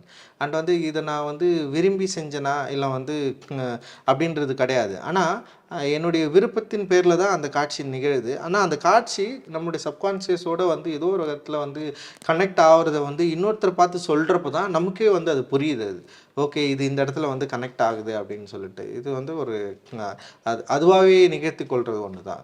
Actually quite beautiful. பிகாஸ் அது வந்து ஒரு எனக்கு நான் அப்புறம் அதுதான் ஃபீல் பண்ணேன். ஓகே, இதுக்கப்புறம் ஆமாம்ல இது இப்படி கனெக்ட் பண்ண முடியல அப்படின்னு சொல்லிட்டு. இல்லை, பிகாஸ் அந்த இமேஜும் அந்த அனிமேஷனில் காமிக்கிற இமேஜுக்கும் இந்த இமேஜுக்கும் அந்த அப்படி ஒரு சிமிலாரிட்டி இருக்கு. ஸோ அது ரெனியோட ஒரிஜினல் நேம் தமிழ் நீ ஏன் வச்சிங்க? தமிழ் ஏன்னா தமிழ் எனக்கு ரொம்ப பிடிக்கும். ஆனால் வந்து ஒரு மொழியோட பேர் அதான் கேட்டேன். இல்லை, ஒரு மொழியோட பேர் தான் வந்து அது எனக்கு வந்து நான் ஆரம்பத்தில் இப்பயும் வந்து தமிழ் எனக்கு ரொம்ப பிடிச்ச ஒரு அது ஒரு உணர்வு தான். இல்லை, இதுக்கு உள்ளர்த்தெல்லாம் இல்லைன்னா பரவாயில்ல. இல்லை அப்படியே அது ஒரு உணர்வு தான். ஏன் அந்த பேரை வேணான்னு ஒதுக்குறான்னா இது வந்து ஒரு பல நூற்றாண்டுகளாக இருக்கிற பிரச்சனை தான். மொழி அடிப்படையில் வந்து நம்ம எல்லாரும் வந்து ஒன்று தான். ஆனால் இந்த மொழி பேசுகிறதுனாலேயே நம்ம கிட்ட இருக்க டிஸ்கிரிமினேஷன் நம்ம வந்து விலக்கி வச்சுமா அப்படின்னா இல்லை. இங்கே மொழியை இனம் வந்து கேப்சர் பண்ணிடுச்சு. மொழியை மீறி இனத்துக்கு இங்கே முக்கியத்துவம் கொடுக்குற ஒரு மனிதர்களை நம்ம இருக்கிறப்போ அப்போ மொழி உணர்வு எதுக்கு அப்படின்னு ஒரு கேள்வி வருதில்ல. ரொம்ப ஒரு முக்கியமான கேள்வியாக நான் வந்து பார்க்குறேன். என்னுடைய ஊர் காலனி 2 இருக்குது. 2 பேரும் ஒரே லாங்குவேஜ் தான் பேசுகிறோம். ஆனால் எப்படி நமக்குள்ளே இவ்வளோ பெரிய வேறுபாடு இருக்குது? இத்தனை நூற்றாண்டுகளாக எப்படி வந்து சாதினால நம்ம வேறுபட்டு இருக்க முடியும்? ஏன் இந்த மொழி உணர்வு நம்மளை ஒன்று சேர்க்கவே இல்லை அப்படின்ற ஒரு கேள்வி இருக்குல்ல. அந்த கேள்வி அவள் வந்து இந்த மொழியை பேசி தான் இவ்வளோ டிஸ்கிரிமினேஷன் அனுபவிச்சா. இந்த மொழி பேசுகிறவர்களால், புரியுதுங்களா? தமிழ் மொழி பேசுகிற தமிழ் உணர்வுடைய தமிழர்களால் தமிழ் பேசுகிற ஒருத்தி வந்து சாதியால் வந்து டிஸ்கிரிமினேஷனுக்கு உள்ளாக்கப்பட்டா அப்படின்ற ஒரு உண்மை இருக்குல்ல. அந்த உண்மையை விரும்பி ஒரு தமிழ் பெயர் தாங்கிய ஒரு பெண் வந்து அந்த பேரை வந்து விலக்கி வைக்கிறான்றது தான் அந்த கதைக்குள்ளே ஒரு கதையாக இருந்தது. நான் அதை சொல்ல விரும்பலை. அதனால் வந்து அவள் பேர் தமிழ், ஆனால் வேணான்னு சொல்லிட்டு ரெனின்னு சொல்லிட்டு ஒரு பேர் வச்சுக்கிட்டேன். சில கேரக்டர்ஸ் வந்து ஆப்வியஸ்லி ரொம்ப நல்லா ரெஜிஸ்டர் ஆகுது. சில கேரக்டர்ஸ் ஃபார் எக்ஸாம்பிள் இந்த சுபத்ரா அவங்க அவரும் இருக்காங்க, சில எல்ஜிபிடி கேரக்டர்ஸ் இருக்காங்க, அவங்கெல்லாம் கொஞ்சம் அப்பப்போ வர கேரக்டர்ஸ். ஐ திங்க் நீங்கள் கொஞ்சம் நிறைய எழுதிட்டு அப்புறம் you might have had to cut them out. நீங்கள் சார்பாட்டும் போது அதான் சொன்னீங்க, முதல் கட் வந்து ஐ திங்க் 4.5 மணி நேரமும் அது இருந்ததுன்னு சொன்னீங்க, அப்புறம் நீங்கள் அதை ஷார்டன் பண்ணீங்கன்னு சொன்னீங்க. ஸோ நீங்கள் எழுதும்போதே உங்களுக்கு வந்து ஒரு ஐடியா இருக்கும்ல, தட் இஸ் தோராயமாக இந்த படம் வந்து நம்ம இவ்வளோ பேஜஸ் இருக்குது, ரஃப்லி நம்ம பாஸ் எல்லாம் விட்டால் இவ்வளோ வரும்ன்ட்டு. அதை எழுதும்போது கட் பண்ணுறதுக்கும் படம் எடுத்ததுக்கு அப்புறம் கட் பண்ணுறதுக்கும் என்ன வித்தியாசம்? பெயின் தான் அதிகம். ஏன்னா வந்து நான் இந்த படம் வந்து ரொம்ப கவனமாக எழுதினேன். எப்படியாவது இது வந்து கம்மி பண்ணிடணுன்னு தான் நினச்சி எழுதினேன் நான். ஆனால் இது வந்து இந்த படத்தை வந்து ரொம்ப நான் தவறாக கணிச்சிட்டேன். இது வந்து ஒரு பர்ஃபார்மிங் ஆர்ட் சம்மந்தமான ஒரு படம் இல்லை. அதனால் வந்து ஸ்டேஜ் பண்ணுறப்போ அதோட டைம் இது எடுத்துக்கிச்சு. லைக் வந்து மற்ற சினிமா மாதிரி நான் இதை கேப்சர் பண்ணவே இல்லை. இது நீங்கள் எக்கச்சக்கமான கட் இருக்காது இந்த படத்தில். அதோட இயல்பாக அப்படியே விடணுன்றதுக்கு வந்து நான் என்ன பண்ணேன்னா வந்து நிறைய கட் இல்லாமல் எடுக்கணும்னு தோணுச்சு. அப்படி நிறைய கட் இல்லாமல் எடுக்கணும்னு தோன்றது. அண்ட் வந்து இந்த தியேட்டர் பர்ஃபார்மன்ஸ்லாம் வந்து ஒரு சின்ன சீனை கூட பெரிய சீனாக மாற்றிடுச்சு அது ஆக்சுவலி. அப்படி இருக்கிறப்போ வந்து என்னன்னா நான் எழுதின அந்த டைம் அந்த எனக்கு ஒரு கணிப்பு இருக்கும்ல, அது மீறி கிட்டத்தட்ட 4 மணி நேரம் சாலிடான படம் இது. அதாவது என்னன்னா கட்டே தேவையில்லாமல் 4 மணி நேரத்தை நம்ம வந்து பார்க்கலாம். சில படங்கள்லாம் 4 மணி நேரம் 4.5 மணி நேரம் இருக்கும். ஆனால் எடிட் பண்ணி நம்ம கரெக்டாக கொண்டு வர முடியும்னு ஒரு நம்பிக்கை இருக்கும். ஆனால் இந்த படம் பொறுத்த வரைக்கும் நான் என்ன பண்ணேன்னா எடிட் பண்ணாமல் நிறைய சீன்களை தூக்கிட்டேன். கிட்டத்தட்ட வந்து எக்கச்சக்கமான சீன் அப்படி அப்படியே இருக்கும்.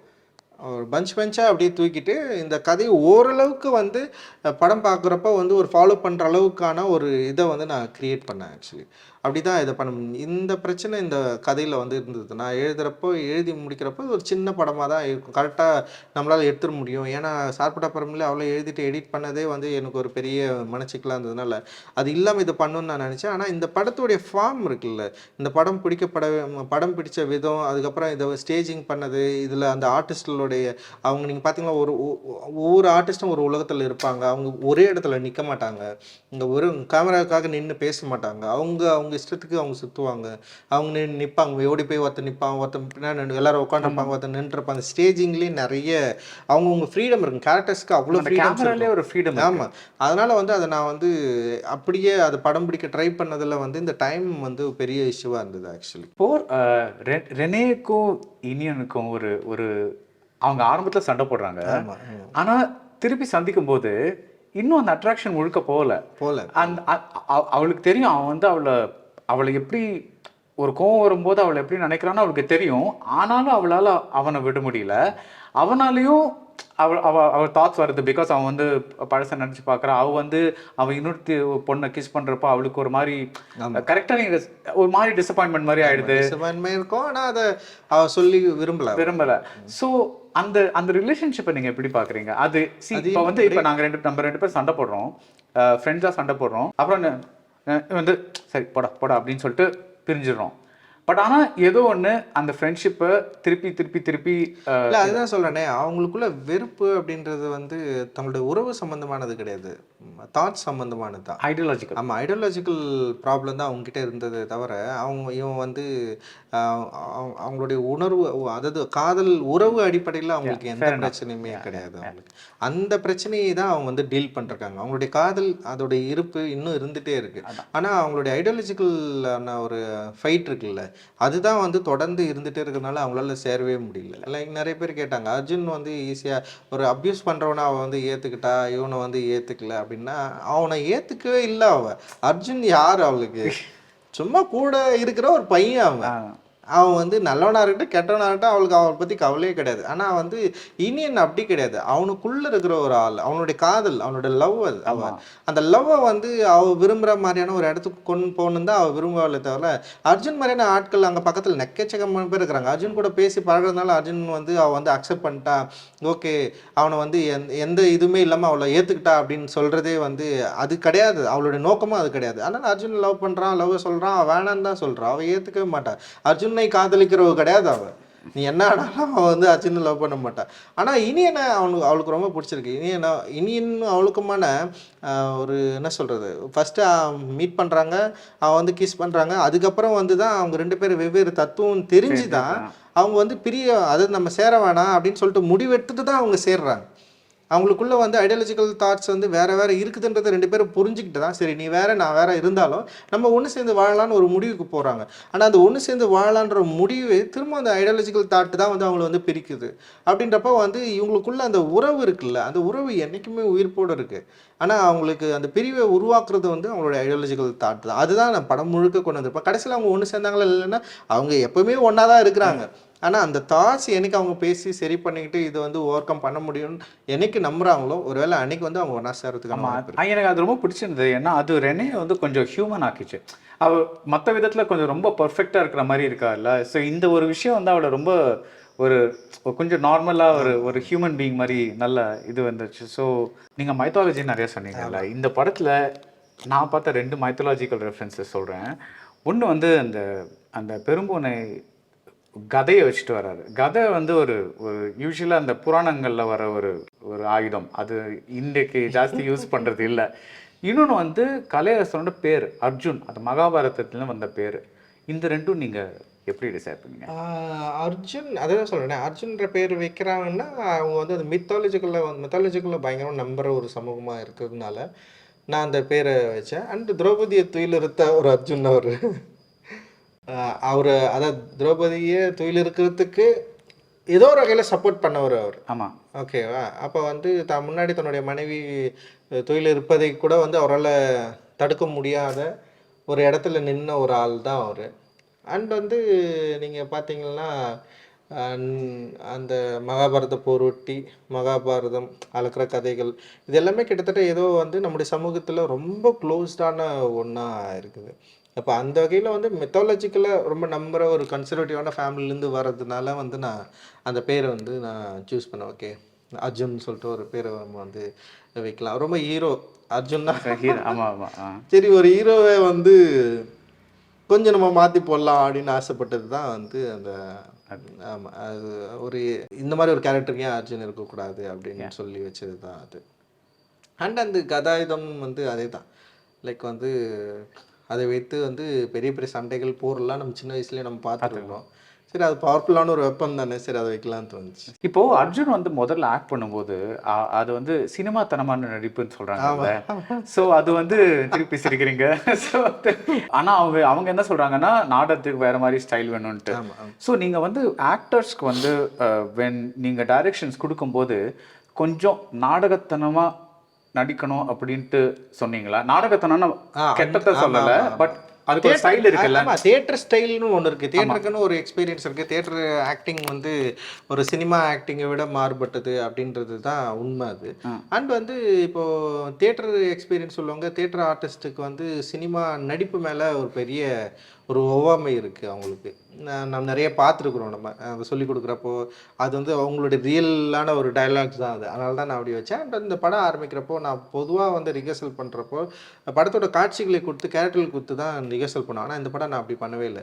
ரிஹர்சல்ஸ் கிட்டத்தட்ட ஒரு 20 days பண்ணேன். 20 daysல 15 days வந்து வெறும் உடல் மொழி குறித்த ஒரு நான் ரிஹர்சல்ஸ் தான் நான் வந்து பண்ணேன். அப்போ வந்து அவங்க தியேட்டர் எக்ஸ்பீரியன்ஸை வந்து முதல்ல அனுபவிச்சா தான் அங்கே போய்ட்டு தியேட்டரில் பண்ண முடியும். தியேட்டராக அவங்க நடிக்கிறப்போ வந்து அந்த ரியாக்ஷன்ஸ் இருக்கும், அந்த உடல் பாடி லாங்குவேஜஸ் இருக்கும். குறிப்பாக வந்து இப்போது அரியோட ஆக்ஷன்லாம் நீங்கள் பார்த்தீங்கன்னா வந்து ரொம்ப பயங்கரமாக எக்ஸாக்டாக வெளிப்படுத்தியிருப்பான். லைக் அந்த கிளைமேக்ஸ் சீக்வன்ஸ் அது மாதிரி எல்லாத்துலேயும் வந்து சரி அந்த மாதிரி. அப்போ வந்து இவங்களுக்கு வந்து ஒரு தேட்டர் எக்ஸ்பீரியன்ஸ் வந்து முன்னாடி இருக்கணுன்றதுக்காக அவங்கள ரிகர்ஸ் பண்ணிவிட்டு தேட்டர் ஒர்க் ஷாப் கொடுத்துட்டு தான் நம்ம வந்து கூப்பிட்டு போனோம். அந்த ரெண்டுத்துக்குமான ஸ்டேஜிங் டிஃப்ரெண்ட்டாக வேறு தான் அது. அது படத்துலேயே நீங்கள் வந்து பார்க்கலாம். நீங்கள் அவங்க தேட்டர் இல்லாத டைமில் அவங்க ரொம்ப நார்மலாக உட்காந்து பேசியிருப்பாங்க. தேட்டர் போனோடனே வந்து அவங்களோட ஆக்ஷன் எல்லாமே கொஞ்சம் வேறு மாதிரி கொஞ்சம். அப்போ அந்த டிஃப்ரென்ஸை கிரியேட் பண்ணோம் அப்படின்னு நான் நினச்சேன். அது டெலிபரேட்டாக. ஆமாம்.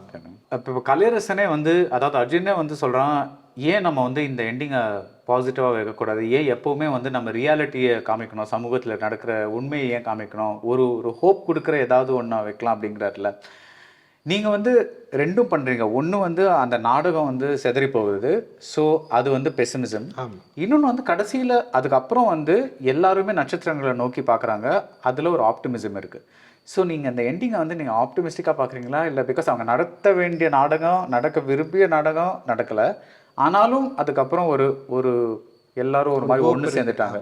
ஸோ எண்டிங்கை நீங்கள் ஆப்டிமிஸ்டிக்காக பார்க்குறீங்க. அந்த நாடகம் நடக்கலைனாலும் நம்ம விரும்பினது அங்கே நடந்துருக்கு அப்படின்றது தான் நம்ம அந்த கிளைமேக்ஸில் சொல்ல விரும்புறது. நாடகம் விரும்புறதுன்னா இந்த இவங்க எல்லாரும் ஒரு ஐடியாலஜிக்கலாக கடைசியாக ஃபைட் பண்ணணுன்றது தான்.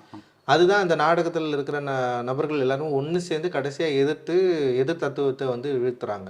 இந்த எதிர் தத்துவங்களை வீழ்த்துறது இவங்க எல்லாம் ஒன்று சேர்ந்ததே வந்து ஒரு பாசிட்டிவான நோட்டு அப்படின்னு நினைக்கிறேன். அப்போ நம்ம எல்லாரும் எதிர் தத்துவத்துக்கு எதிராக மாறிட்டோம்னா இந்த யூனிவர்சலோட நம்ம இணக்கமாயிட முடியும். யூனிவர்சலோட ஒரு நட்சத்திரம் எப்படி அதோட அளவில் ரொம்ப இயல்பாக இருக்கோ அந்த மாதிரி இங்கே ஒவ்வொரு சின்ன துகளாக்குற மனிதர்கள் நம்ம எல்லாருமே வந்து ரொம்ப இயல்பாக மாறிட முடியும். அந்த இயல்பு தன்னில் நம்மளால் இருக்க முடியும் அப்படின்ற ஒரு பாசிட்டிவான ஹோப்பை கிரியேட் பண்ணுறது தான் அதோட விஷயம். இன்னொன்று என்னன்னா, இந்த நாடகத்தை நடத்தி முடிக்கணுன்றது வந்து நம்மளுடைய விருப்பமாக இருந்தாலும் முடிக்க முடியல அப்படின்றது தான் இந்த சமூக யதார்த்தமாக இருக்குது.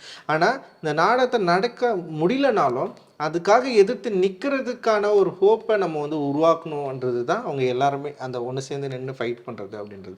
அந்த ஃபைட் பண்ணுறது மூலமாக அவங்க ஒன்றிணைஞ்சிட்டாங்க அப்படின்னு நம்ம ஒன்றிணைஞ்சிட்டோம் அப்படின்னாவே நம்ம நட்சத்திரங்களாக மாறுவதற்கான வாய்ப்புகள் நமக்குள்ளே இருக்குது அப்படின்றத சொல்கிறது ட்ரை பண்ணுறது தான் அந்த எண்டிங். அந்த ஃப்ரேம் ஆக்சுவலி ரொம்ப ரொம்ப ரொம்ப இன்ட்ரெஸ்டிங் ஃப்ரேம். பிகாஸ் அவர் சுற்றி ரெட் சேர்ஸ் அப்படியே குமிஞ்சிருக்கு. அந்த அவர் மட்டும் அங்கே இருக்காரு அண்ட் எல்லாரும் அவர் சுற்றி வருது. அது பிக் ஸ்க்ரீனில் பார்க்கறதுக்கு ரொம்ப இன்ட்ரெஸ்டிங்கான ஃப்ரேம் தான் அது. நான் படம் எடுக்கிறப்ப ரொம்ப என்ஜாய் பண்ணேன் அந்த ஃப்ரேம். ஸோ இப்போ உங்களை ஒரு இயக்குனராக கேட்குறேன், ஒரு ஸ்டோரி டெல்லராக கேட்குறேன். இப்போ நீ சுபீர் அந்த தியேட்டர் டைரக்டர்னு வச்சுக்கோங்க, பெசிமிஸ்டிக் எண்டிங் கொடுத்தா பெட்டரா, ஆப்டிமிஸ்டிக் எண்டிங் கொடுத்தா பெட்டர்? பிகாஸ் அது ஸ்கிரிப்ட் தான் டிமாண்ட் பண்ணணும்னு நினைக்கிறேன். அண்ட் வந்து இந்த படத்தை பொறுத்த வரைக்கும் நான் என்ன சொல்கிறேன்னா, ஸ்கிரிப்டை டிமாண்ட் பண்ணவே இல்லை. இதில் ஒரு டைரக்டரு இப்போ ரைட்டரு வந்து ஆடியன்ஸ் கிட்ட பேச நினைக்கிறாரு. அப்போ ஆடியன்ஸ் அண்ட் ரைட்டர் 2 பேருமே டிஸ்கஸ் பண்ணுறாங்க. பண்ணிட்டு தான் அந்த படத்தின் மூலமாக அந்த கேரக்டர் மூலமாக அவங்க வந்து இருந்துகிட்டே இருக்கிறப்போ, அப்போ நான் என்ன பண்ணுறேன்னா வந்து ஒரு 2 முடிவுகளில் வைக்கிறேன். ஒரு படத்தில் உருவாக்க நினைக்கிற கதாபாத்திரங்கள் உருவாக்க நினைச்ச அவங்களுடைய நோக்கம் வந்து ஃபெயிலியராக மாறுது. நல்லா பார்த்தீங்கன்னா வந்து கதாபாத்திரங்கள் இப்போ சுபீர் நினைக்கிற அந்த சுபீரோடு சேர்ந்து இருக்கிற கதாபாத்திரங்கள் இணைஞ்சு ஒரு நாடகத்தை பண்ணணும்னு ட்ரை பண்ணுறாங்க. அந்த நாடகம் வந்து நடந்ததா இல்லையா அப்படின்னா அதுதான் கிளைமேக்ஸ். நடக்கலை, அது கடைசியில் வந்து நடக்காம முடியாமல் போயிடுச்சு. ஆனால் அதுக்கு எதிர்த்து நிற்கிறது, நம்ம எல்லாரும் எதிர்த்து இதுக்கு நிற்கணும் அப்படின்றது வந்து சுபீரோட நோக்கம் கிடையாது, இயக்குனரோட நோக்கம். இந்த படத்தை எடுத்தவரோட இயக்குனரோட நோக்கம் அது. அப்போது இந்த நோக்கம் எதை நோக்கி நகர்த்துதுன்னா எதிர்ப்பை நோக்கி தான் நகர்த்துது. அப்போது இது வந்து கிட்டத்தட்ட நீங்கள் சொல்கிற அந்த 2 தத்துவங்களுக்கும் நடுவில் தான் இருக்குது. இப்போ வந்து இயக்குனருக்கான ஒரு இந்த படத்தை எடுத்த ரைட்டருக்கான நோக்கம் அப்படின்றது வந்து இந்த கதாபாத்திரங்கள் வழியாக இந்த சமூக மக்கள்கிட்ட ஒரு ஒற்றுமையை உருவாக்கணும் அப்படின்றது தான் அது. அந்த ஒற்றுமையை உருவாக்குறதுக்கான காட்சிகளை உருவாக்கி அந்த ஒற்றுமையை உருவாக்கணுன்றது தான் இதோட எண்டிங். கிட்டத்தட்ட பார்த்தீங்கன்னா அவரோட நோக்கம் ரொம்ப ஸ்ட்ரெயிட்டாக தான் இருக்குது. அது வந்து ஒரு பாசிட்டிவான இப்போ இந்த என்ன சொல்கிறது, ஒரு பாசிட்டிவாக இல்லை வந்து நெகட்டிவாக அப்படின்ற ஏரியா இல்லாமல் அவர் விரும்புகிற ஒரு அவர் விரும்புகிற ஒரு எண்டை நோக்கி ஆடியன்ஸை கொண்டு போய் வச்சுட்டு நீங்கள் இந்த எண்டிங்கை ஏற்றுக்கங்கன்னு சொல்கிறாரு அவர். கிட்டத்தட்ட வந்து அது ஒரு என்ன சொல்கிறது, ஆப்டிமிஸ்டிக்காக இல்லை அது. ஆக்சுவலி இந்த படத்தில் நீங்கள் வந்து பூனைகளை வந்து காஸ்ட்டுக்காக யூஸ் பண்ணியிருக்கீங்க ஒரு சிம்பாலிசமாக. அது முதல்ல நம்ம பூனையை பார்க்கும்போது அது அர்ஜுன் வந்து ஃப்ரேமில் இருக்கும்போது தான் முதல் வாட்டி நம்ம பூனையை பார்க்குறோம். அந்த ஒரு டிசிஷனை பற்றி கொஞ்சம் பேச முடியுமா? அதுதான் நான் என்ன நினச்சேன்னா, இந்த கதை எழுதுகிறப்ப வந்து காஸ்ட்டு வந்து ரொம்ப ஸ்ட்ரெயிட்டாக வந்து நம்ம சொல்கிறதுல வந்து ஒரு சிக்கல் இருக்கிறதுக்கான வாய்ப்பு இருக்குது அப்படின்னா, எனக்கு இந்த கதாபாத்திரங்களில் வந்து பேசுகிறதுல பிரச்சனையே இருக்காது. அவர் வந்து வெளியே போய்ட்டு ஒரு நாடகமாக பண்ணுறப்போ வந்து இது ஒரு இஷ்யூவாக மாறதுக்கான வாய்ப்பு இருக்கிறப்போ, பொது சமூகத்தில் ஒரு கலையை நம்ம கொண்டு போய் சேர்க்கணுன்னா இங்கே எல்லாருமே சொல்கிறது தான் அது. நம்ம வந்து ஸ்ட்ரெயிட்டாக போனால் வந்து பிரச்சனை, நீங்கள் வேறு மாதிரி காட்டுங்க, வேறு மாதிரி சொல்லுங்கள், வேறு மாதிரி கூட சொல்லிக்கோங்க, ஸ்ட்ரெயிட்டாக சொல்லாதீங்கன்னு சொல்கிறாங்களா, அதோட கிரிட்டிசிசம் தான் அது. அப்போ வந்து நான் அவங்கள கலாய்க்கணும்னு நினைக்கிறேன் நான் அந்த இடத்துல. அப்போது எனக்கு பூனைன்றது வந்து என் லைஃப்பில் வீட்டில் சின்ன வயசுலேருந்தே இருந்ததுன்னு வச்சிங்களேன். அப்போ அந்த பூனையோட மனோபாவம், பூனையோட குணம் இது எல்லாமே எனக்கு தெரியும்னு வச்சிங்களேன் சின்ன வயசுலேருந்து. இந்த மாதிரி ஒரு மனநிலை கூட இவரை சேர்க்கணும் அப்படின்றது கிடையாது விருப்பம். ஆனால் என்னென்னா இந்த கேரக்டரு, இந்த பூனை, இந்த ஜாதி இது எல்லாமே ஏதோ ஒரு வகையில் வந்து ஒன்றிணைஞ்சு போகிற ஒரு இடமா எனக்கு வந்து தோன்றப்போ லைக் வந்து எனக்கு ஒரு டக்குன்னு ஒரு ஃப்ரீடம் கிடைக்குது. ஒரு மிருகத்தை எடுத்துன்னு வந்து வைக்கணும். இப்போ எல்லாருக்குமே வந்து என்னன்னா ஒரு மனுஷனை வந்து திட்டுறதை விட திட்டுறதுக்கே மிருகத்தை தானே பயன்படுத்துகிறாங்க, நாயை பூனை அப்படின்னு தானே திட்டுறாங்க. அப்போ அவங்களுக்கு வந்து என்னென்னா அப்படி சொல்லி திட்டுறதில்ல அவங்களுக்கு ஒன்று கிடைக்குதில்ல. அப்போ அந்த கேரக்டராகவே அவங்கள மாற்றுறதுல எனக்கு ஒரு ஆர்வம் இருக்குது, எனக்கு ஒரு ஆசை இருக்குது. சரி, அதனால தான் வந்து பூனையாக இவங்களை எல்லாரும் மாற்றலாம் அப்படின்ற மாதிரி எனக்கு தோணுச்சு ஆக்சுவலி. ஸோ அதனால தான் முதல்ல பூனையை பார்க்கும்போது அர்ஜுன் இருக்கிறப்போ நம்ம பார்க்குறோம். அர்ஜுன் இருக்கிறது ஒருவேளை வந்து அது ஒரு தற்செயலாக நிகழ்ந்துருக்கலாம். ஆனால் என்னென்னா நான் எல்லாரையும் பூனையாக தான் நான் பார்க்குறேன். நான் நாட் ஒன்லி அர்ஜுன் பூனையாக இருக்கிறப்போ அதோட மொழி அதோட எல்லாமே கொஞ்சம் டிஃப்ரெண்ட்டாக மாறுது. அண்ட் லைக்னோ அது வேற ஒரு மெட்டாஃபரிக்கலாக மாறுறதுனால நான் அப்படி வச்சேன். இப்போது ஸ்பைக்லியோட டூ த ரைட் திங்கில் என்ன சொல்கிறேன்னா, அந்த பிளாக் கம்யூனிட்டிலேயே வந்து அவங்களுக்குள்ளேயே வேறுபாடுகள் நிறைய இருக்குங்கிறத காமிச்சிருப்பாரு. அந்த மாதிரி நீங்கள் வந்து ஒரு சமுதாயத்துக்குள்ளேயே இருக்கிற வேறுபாடுகளை அட்ரஸ் பண்ண விரும்புகிறீங்களா? அதுதான் சொல்கிறேன்னே. இப்போது ஆஃப்ரோ அமெரிக்கர்களுக்கும் வெள்ளையர்களுக்கும் இருக்கிற வேறுபாடு வித்தியாசமானது. அங்கே வந்து வெள்ளை இனத்தொருளுக்குள்ளே இருக்கிற சிக்கல்களை வந்து பேசுகிற திரைப்படங்கள் வந்து கிட்டத்தட்ட இருக்குதா இல்லைன்னு எனக்கு தெரியல. ஆனால் வெள்ளைக்கு ஆப்போசிட்டாக கருப்பர்களை நிறுத்துறது ஒரு வந்து 2 விஷயமா அங்கே வந்து பிரிச்சிடலாம் ஈஸியாக. அப்போ 2 விஷயமா, ஒன்று வந்து ஒரு ஹையரார்க்கி, இன்னொன்று வந்து இவங்க வந்து அப்ரெஸ்ட் அப்படின்ற மாதிரி நம்ம வந்து பிரிச்சிடலாம். ஆனால் இங்கே தமிழ்நாட்டில் இந்திய சமூகத்தில் அப்படி நீங்கள் பிரிச்சிடவே முடியாது. இங்கே வந்து கிரேடர் இன்இக்வாலிட்டி இருக்குது. 4 கிரேட் இருக்குது. ஒவ்வொரு கிரேட்லேயும் இன்இக்வாலிட்டி இருக்குது. அப்போ வந்து இங்கே வந்து நான் 2 பிரிவாக பிரிக்கிறதே வந்து இங்கே வந்து சிக்கல். இன்றைக்கு வரைக்கும் இந்த சாதியை சரியாக புரிஞ்சிக்க முடியாமல் நம்ம சிக்கி திணறதே என்ன தெரியுமா? எல்லா கிரேட்லேயும் இன்இக்வாலிட்டி இருக்குது. எல்லா கிரேட்லேயும் இன்இக்வாலிட்டி இருந்தால் இங்கேயே அப்படி தான் இருக்குது, அவன் ஏன்டா பேசினுக்கிறான். அப்போ வந்து இந்த பிரச்சனை அப்படின்றது வந்து எனக்கும் தான் இருக்குது, அவனுக்கு மட்டும் இருக்கிற மாதிரி அவன் பேசிட்டே இருக்கிறான் அப்படின்னு சொல்லிட்டு இங்கே ஒரு என்னன்னா, இது சரியாக 2 வகையாக பிரிக்க முடியாமல் ஒரு பெரிய பிரச்சனை இங்கே வந்து எனக்கு இருந்துகிட்ருக்கு. நீங்கள் நல்லா பார்த்தீங்களா, அங்கே வந்து பிளாக்ஸ் ஒயிட்டு, இங்கே அப்படி கிடையாது. பிராமின்னு, நான் பிராமின்னு, தலித்ஸ் 3 குரூப் இங்கே வந்து இருக்குது. இப்போ நான் பிராமினில் தலித்தும் வருவான். ஆனால் தலித்துக்கும் நான் பிராமினுக்கும் உள்ள இருக்கிற அந்த சாதி வேறுபாடு இருக்குதுல்ல, பயங்கரமானது. ஓகே, அப்போ வந்து இப்போ பிராமினுக்கும் தலித்துக்கும் வந்து ஆல்ரெடி வந்து ஒரு பெரிய வேறுபாடு இருக்குது. இப்போ பிராமின் கிட்டேருந்து நான் பிராமின் இருக்கிறான். நான் பிராமினில் இருக்கிற ஒரு வகையை இங்கே இருக்கிற நான் பிராமின் வகையே ஏற்றுக்கிறது கிடையாது. அப்போ 3 பிரிவு உருவாகுது, பிராமின், நான் பிராமின், தலித். இப்போ ஆனால் இதை வந்து 2ஆகவும் பிரிக்க முடியும், தலித்து நான் தலித்தும் பிரிக்க முடியும். ஆனால் தலித் நான் தலித்து அப்படி வரப்போ வந்து இந்த நான் தலித்தில் இந்த பிராமின்ஸ் அண்ட் வந்து நான் பிராமின்ஸும் ஒன்றா சேர்றாங்க. இங்கே இப்படி ஒன்றா சேர்றப்போ இங்கே வந்து இப்போ பிராமின்ஸ்க்கு கீழே இவங்க இருக்கிறாங்க, இவங்க கீழே இங்கே இருக்கிறாங்கன்னு சொல்லிட்டு இந்த ஒரு கிரேட் இன்இக்வாலிட்டி இருக்குல்ல, இவன் கிடக்கிறான் இவன் இருக்கிறான் அப்படின்றப்போ இங்கேயே டிஸ்கிரிமினேஷனுக்கு எதிராக தான் சண்டை போட்டுருக்குறாங்க. ஆனால் டிஸ்கிரிமினேஷனுக்கு எதிராக சண்டை போடுற ஆட்கள் தான் தலித்களில் வந்து தன்னை விட கீழாக நினைக்கிறாங்க. இப்போ இந்த கான்ட்ரடிக்ஷன் இருக்குதுல்ல, இந்த கான்ட்ரடிக்ஷன் தான் வந்து இப்போ என்ன சொல்கிறது, யூரோப்பியர்கள் கிட்ட இருக்கிற லைக் வந்து அமெரிக்காவில் வந்து கருப்பின வெள்ளை இனம் அப்படின்ற ஒரு 2 பிரிவாக ஈஸியாக அங்கே டிஸ்கிரிமினேஷன் பிரிக்க முடிகிற மாதிரி இங்கே வந்து பிரிக்க முடியல இங்கே. அதனால தான் இங்கே வந்து இவ்வளோ சிக்கல். இப்போ ஒரு சமூகத்துக்குள்ளே எடுத்து நம்மளால் வந்து ஒரு டிஸ்கஷன் பண்ண முடியல அப்படின்னா இங்கே இந்த பிரச்சனை வந்து இப்போ அங்கே வந்து பிளாக்ஸ் வந்து வெறும் 11% வச்சுங்களேன். ஆனால் அங்கே வந்து 2 தத்துவங்கள் இருக்குது. மார்ட்டின் லூதர் கிங் இருக்காரு, மால்கம் எக்ஸ் இருக்காரு. ஒன்று வந்து வன்முறை விரும்பினவர் இருக்காரு, ஒன்று வந்து அகிம்சை விரும்பினவர் இருக்காரு. இப்போ அந்த கான்ட்ரடிக்ஷன் தான் அவர் வந்து பேசியிருப்பாரு. அங்கே பிளாக்ஸ்ன்றது ஒட்டுமொத்தமாக ஒரு அப்ரெஷனோட வடிவமாக மாற்றி அதை வந்து டிஸ்கஸ் பண்ணிப்பார். ஆனால் இங்கே வந்து இவங்க மட்டும்தான் அப்ரெஸ்டாக இருக்கிறாங்கன்னு நம்மளால் வந்து சொல்ல முடியாத இடத்துல வந்து இந்த சொசைட்டி, இந்த சிவில் சொசைட்டி இருக்குது, இந்தியன் சிவில் சொசைட்டி இருக்குது. இதில் வந்து பல பிரிவுகள் இருக்குது, பல பிரிவுகளில் பல இன்இக்வாலிட்டி இருக்குது. அப்படி இருக்கிறப்போ வந்து தலித்ஸ்ன்னு சொல்லிட்டு நம்ம வந்து பேசுகிறப்போ வந்து ஏதோ உங்ககிட்ட மட்டும்தான் வந்து பிரச்சனை இருக்கிற மாதிரி பேசாது. ஆல்ரெடி நாங்களே இங்கே வறுமையில் தான் இருக்கோம், நாங்களே இங்கே கஷ்டப்பட்டு தான் இருக்கோம், சும்மா நீ இதை எடுத்துன்னு வந்து நின்றுருக்காது அப்படின்றப்போ ஒரு டிஸ்கிரிமினேஷன், அதாவது பாதிக்கப்பட்ட மக்களுடைய மனநிலை இங்கே இப்போ சரியாக புரிஞ்சிக்க முடியாததுனால இந்த சாதியோட வடிவத்தை நம்மளால் இன்னைக்கு வரைக்கும் வந்து கிராக் பண்ண முடியாமல் இருக்கிறோம். அதனால் தலித்துகள் தங்களுக்குள்ளே இருக்கிற பிரச்சனைகளை பேசக்கூடிய இடத்துக்கு நம்ம இன்னும் போகவே முடியல. ஃபஸ்ட் லெவல்லையே நம்ம இன்னும் இருந்துகிட்ருக்கோம். என்ன இருக்கிறோன்னா வந்து இங்கே ஜாதி எதிர்ப்பு மனநிலையே ஒட்டுமொத்த சமூக யதார்த்தமாக மாற்றணுன்ற ட்ரை தான் இன்றைக்கி வரைக்கும் போயிட்டே இருக்குது. ஆனால் அதுவே பெரிய சிக்கலாக இருக்கிறதுனால நம்ம வந்து இப்போ அங்கே பிளாக்ஸ்குள்ளே இருக்கிற பிரச்சனையை வந்து அங்கே டிஸ்கஷன் பண்ண ஆரம்பிச்சிட்டாங்க. அது நம்ம வந்து இங்கே வந்து இன்னும் பண்ண முடியாமல் சிக்கி தவிச்சிட்டு இருக்கோம். காரணம் என்னென்னா இங்கே விடுதலைக்கு குறைந்தபட்சம் ஒரு இந்த ஒரு ஃபார்மை சரியானதுன்னு சொல்லிட்டு இங்கே அக்செப்ட் பண்ணவே இல்லை இன்றைக்கி வரைக்கும். ஓகே, தலித் ஐடியாலஜி, தலித் அந்த எதிர்ப்பு உணர்வு அப்படின்றது வந்து ஆதிக்கத்துக்கு எதிரானது அப்படின்றதே இங்கே யாருமே அக்செப்ட் பண்ணல. ஏன்னா இப்போ நம்ம இப்படி பேசணுன்னா இங்கே இருக்கிற நான் தலித்தில் இருக்கிற ஒரு குரூப்பு நாங்களே ஆல்ரெடி டிஸ்கிரிமினேஷன் எதிராக தான் நாங்கள் சண்டை போட்டுன்னு வரோம், நீங்கள் ஏன் கூட வந்து சேர்ந்துக்குவாங்கன்னு வந்து இவங்க சொல்லுவாங்க. இவங்க என்ன சொல்கிறாங்களா, நீங்கள் டிஸ்கிரிமினேஷனுக்கு எதிராக சண்டை தான் போடுறீங்க, ஆனால் எங்களை டிஸ்கிரிமினேட் பண்ணுறீங்களே நீங்கள், அதை நீங்கள் எப்போ புரிஞ்சுக்க போகிறீங்க கேள்வி கேட்குறப்போ இந்த கேள்வி வேல்யூ இல்லாததான் இங்கே மாறுறது தான் இங்கே வந்து பெரிய பிரச்சனையாக இருக்குது. அதனால தான் இங்கே வந்து ஒரு கம்யூனிட்டிக்குள்ளே ஒரு டிஸ்கஷன் நிகழாமல் இன்றைக்கி வந்து நான் என்ன பண்ணுறேன்னா வந்து எந்த கேள்வி கேட்டாலுமே என்னை வந்து நேரடியாக நான் தலித்தில் இருக்கிற ஒரு என்ன சொல்கிறது, நீங்கள் நேரடியாக கேட்க வேண்டிய கேள்வி வந்து பிராமணிக்கல் கேள்வி, பிராமின் அதை நோக்கி தான் இருக்கணும், ஆனால் நீங்கள் வந்து எங்களை நோக்கி கேள்வி கேட்டுருக்குறீங்க அப்படின்ற ஒரு பிரச்சனை இங்கே வந்து ஒரு கேள்வியாக முன்வைக்கப்படுது. அப்போ வந்து இங்கே நிறைய சிக்கல்கள் இருக்குது இங்கே. அப்போது தான் ஒரு டிஸ்கிரிமினேஷன் ஃபார்மை ஃபாலோ பண்ணுறோம் அப்படின்ற இங்கே இருக்கிற இடைநிலை சாதிகள் இது வந்து புரிஞ்சிக்காம அதுக்கு வந்து எதிராக நிற்காம இருக்கிறதுனால தான் இன்றைக்கி இந்த பிரச்சனைகள் தொடர்ந்து நடந்துகிட்டே இருக்குது. ஆனால் அவர்கள் தங்களுடைய டிஸ்கிரிமினேஷனுக்கு எதிராக சண்டை போடுறாங்க, ஆனால் அவர்கள் தங்கள் கீழே இருக்கிற டிஸ்கிரிமினேட் பண்ணுறதை இன்னும் புரிஞ்சிக்காமல் இருக்கிறாங்க.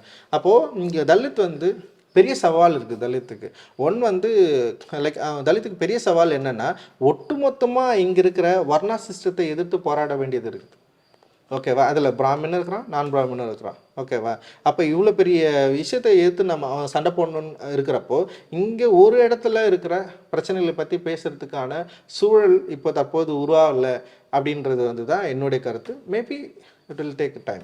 இப்போ எடிட்டிங்கில் வந்து நீங்கள் there are certain transitions that you use, cinematic transitions. சிலது வந்து அந்த அர்ஜுனா அவனோட ஃபியான்சியும் பேசும்போது ஸ்பிளிட் ஸ்க்ரீன் வைக்கிறீங்க, மற்ற இடத்துல டிசால்வ்ஸ் வைக்கிறீங்க. ஸோ அந்த மாதிரி டிசிஷன்ஸ்லாம் எப்படி எடிட்டரோட டிஸ்கஸ் பண்ணி இது பண்ணீங்க? ஆமாம், இப்போ நான் அர்ஜுன் எடுக்கிறப்பவே முன்னாடியே நான் முடிவு பண்ணிட்டேன். அர்ஜுன் பேசுகிறப்பவே வந்து அர்ஜுனுக்கும் அந்த பொண்ணுக்கும் ஒரு அவங்க வந்து ஒன்றா இருந்தாலுமே அவங்க ஸ்ப்ளிட்டாக தான் இருக்கிறாங்க அப்படின்றத வந்து காட்டணுன்றதுக்காக தான் அவங்களோட ஸ்ப்ளிட் சீக்வன்ஸ் வந்து ட்ரை பண்ணியிருப்பேன் நான்.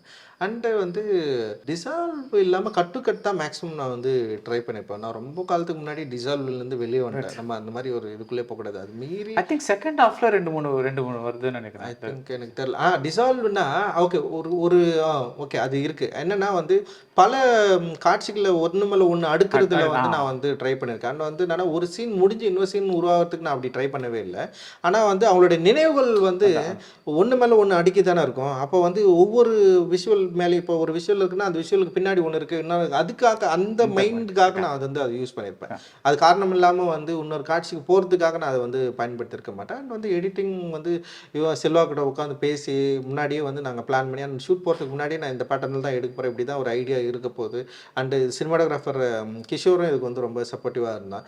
குறிப்பாக நம்ம வந்து முன்னாடி என்ன எடிட் பேட்டர்னில் இந்த படத்தை ஷூட் பண்ண போகிறோம், என்ன எப்படி இருக்க போகுது, எப்படி ஸ்டேஜ் பண்ண போகிறோம், இந்த கேரக்டரை எப்படி நம்ம வந்து இப்படி வைக்க போகிறோம் அப்படின்னு ஒவ்வொரு கேரக்டரையும் நம்ம யோசித்து ரொம்ப பிளான் பண்ணி தான் பண்ணது.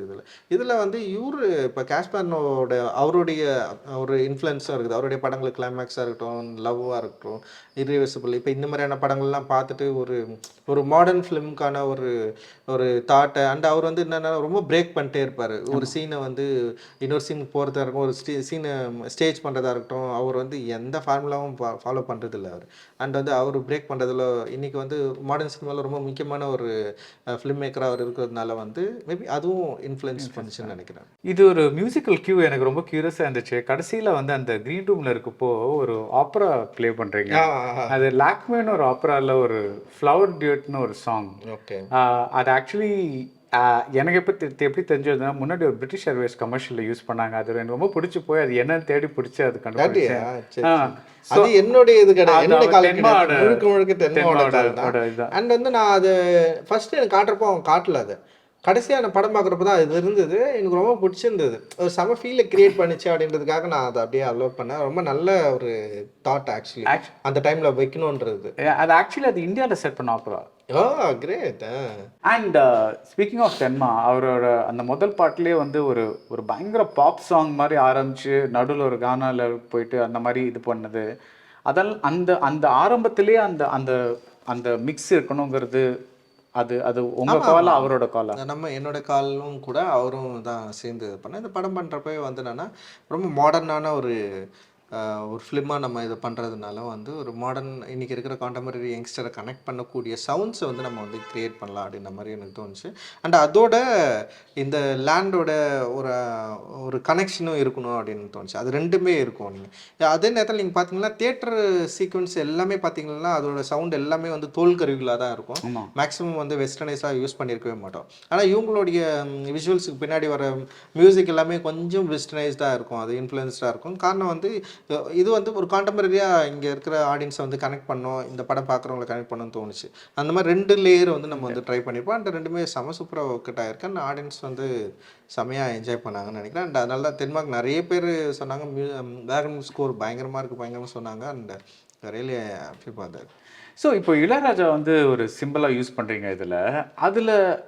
அஃப்கோர்ஸ் நீங்கள் நிறைய இன்டர்வியூஸில் சொல்லிட்டீங்க, சிம்பிளாக பார்த்தீங்க you didn't approach him for the music அப்படின்னு சொல்லியிருந்தீங்க. எனக்கு ஒரு ஹைப்போதெட்டிக்கல் கொஸ்டின் இருக்குது. இப்போ வந்து இப்போ நீங்கள் வந்து அவ என்ன சொல்றான்னா, உனக்கு இளையராஜா ஏன் ஏத்துக்க முடியலன்னா, அவர் வந்து இந்த ஒரு குறிப்பிட்ட சமூகத்திலேருந்து வந்ததுனால ஏத்துக்க அவ முடியல. அப்படி சொல்லவே மாட்டாது. ஆ அது ஒரு சிக்கல் இருக்குது. அது நடுவில் ஒரு பெரிய லைக் ஐடியாலஜிக்கலாக தான் இங்கே வந்து பிரச்சனை. காஸ்ட்டாக இங்கே வந்து பிரச்சனையே கிடையாது. ரைட். நல்லா புரிஞ்சுக்கணும். நான் வந்து என்ன சொல்கிறேன்னா, அவன் ஆரம்பத்துல அந்த அந்த 2 பேரும் சண்டை போடும்போது அந்த மாதிரி ஒரு லைன் அதுதான் அந்த வரும்ல. டிஸ்கஷனே எப்படின்னா, ஆ ரொம்ப ஃபார்வர்ட் திங்கிங் உள்ளவர்களுக்கு இளையராஜா மேலே வந்து ஒரு கோபம் இருக்குது. அந்த கோபம் என்ன அப்படின்னா வந்து அவர் யாருன்ற ஐடென்டிட்டியை வந்து அவர் வந்து சொல்கிறதில்ல. அண்ட் வந்து மியூசிக்கை முழுக்க வந்து என்னவானா கடவுள் கடவுள் தான் கொடுத்தாரு, ரொம்ப வந்து ரிலீஜியஸாக கொண்டு போயிட்டாரு அப்படின்ற ஒரு தாட் வந்து ஒரு சில அதாவது ரொம்ப எக்ஸ்ட்ரீமிஸ்டாக எழுதுறவங்களுக்குள்ளே இருக்கு. நான் நிறைய படிச்சிருக்கிறேன். குறிப்பாக நானும் அப்படி தான் இருந்திருக்கிறேன் ஆரம்ப காலகட்டத்தில்.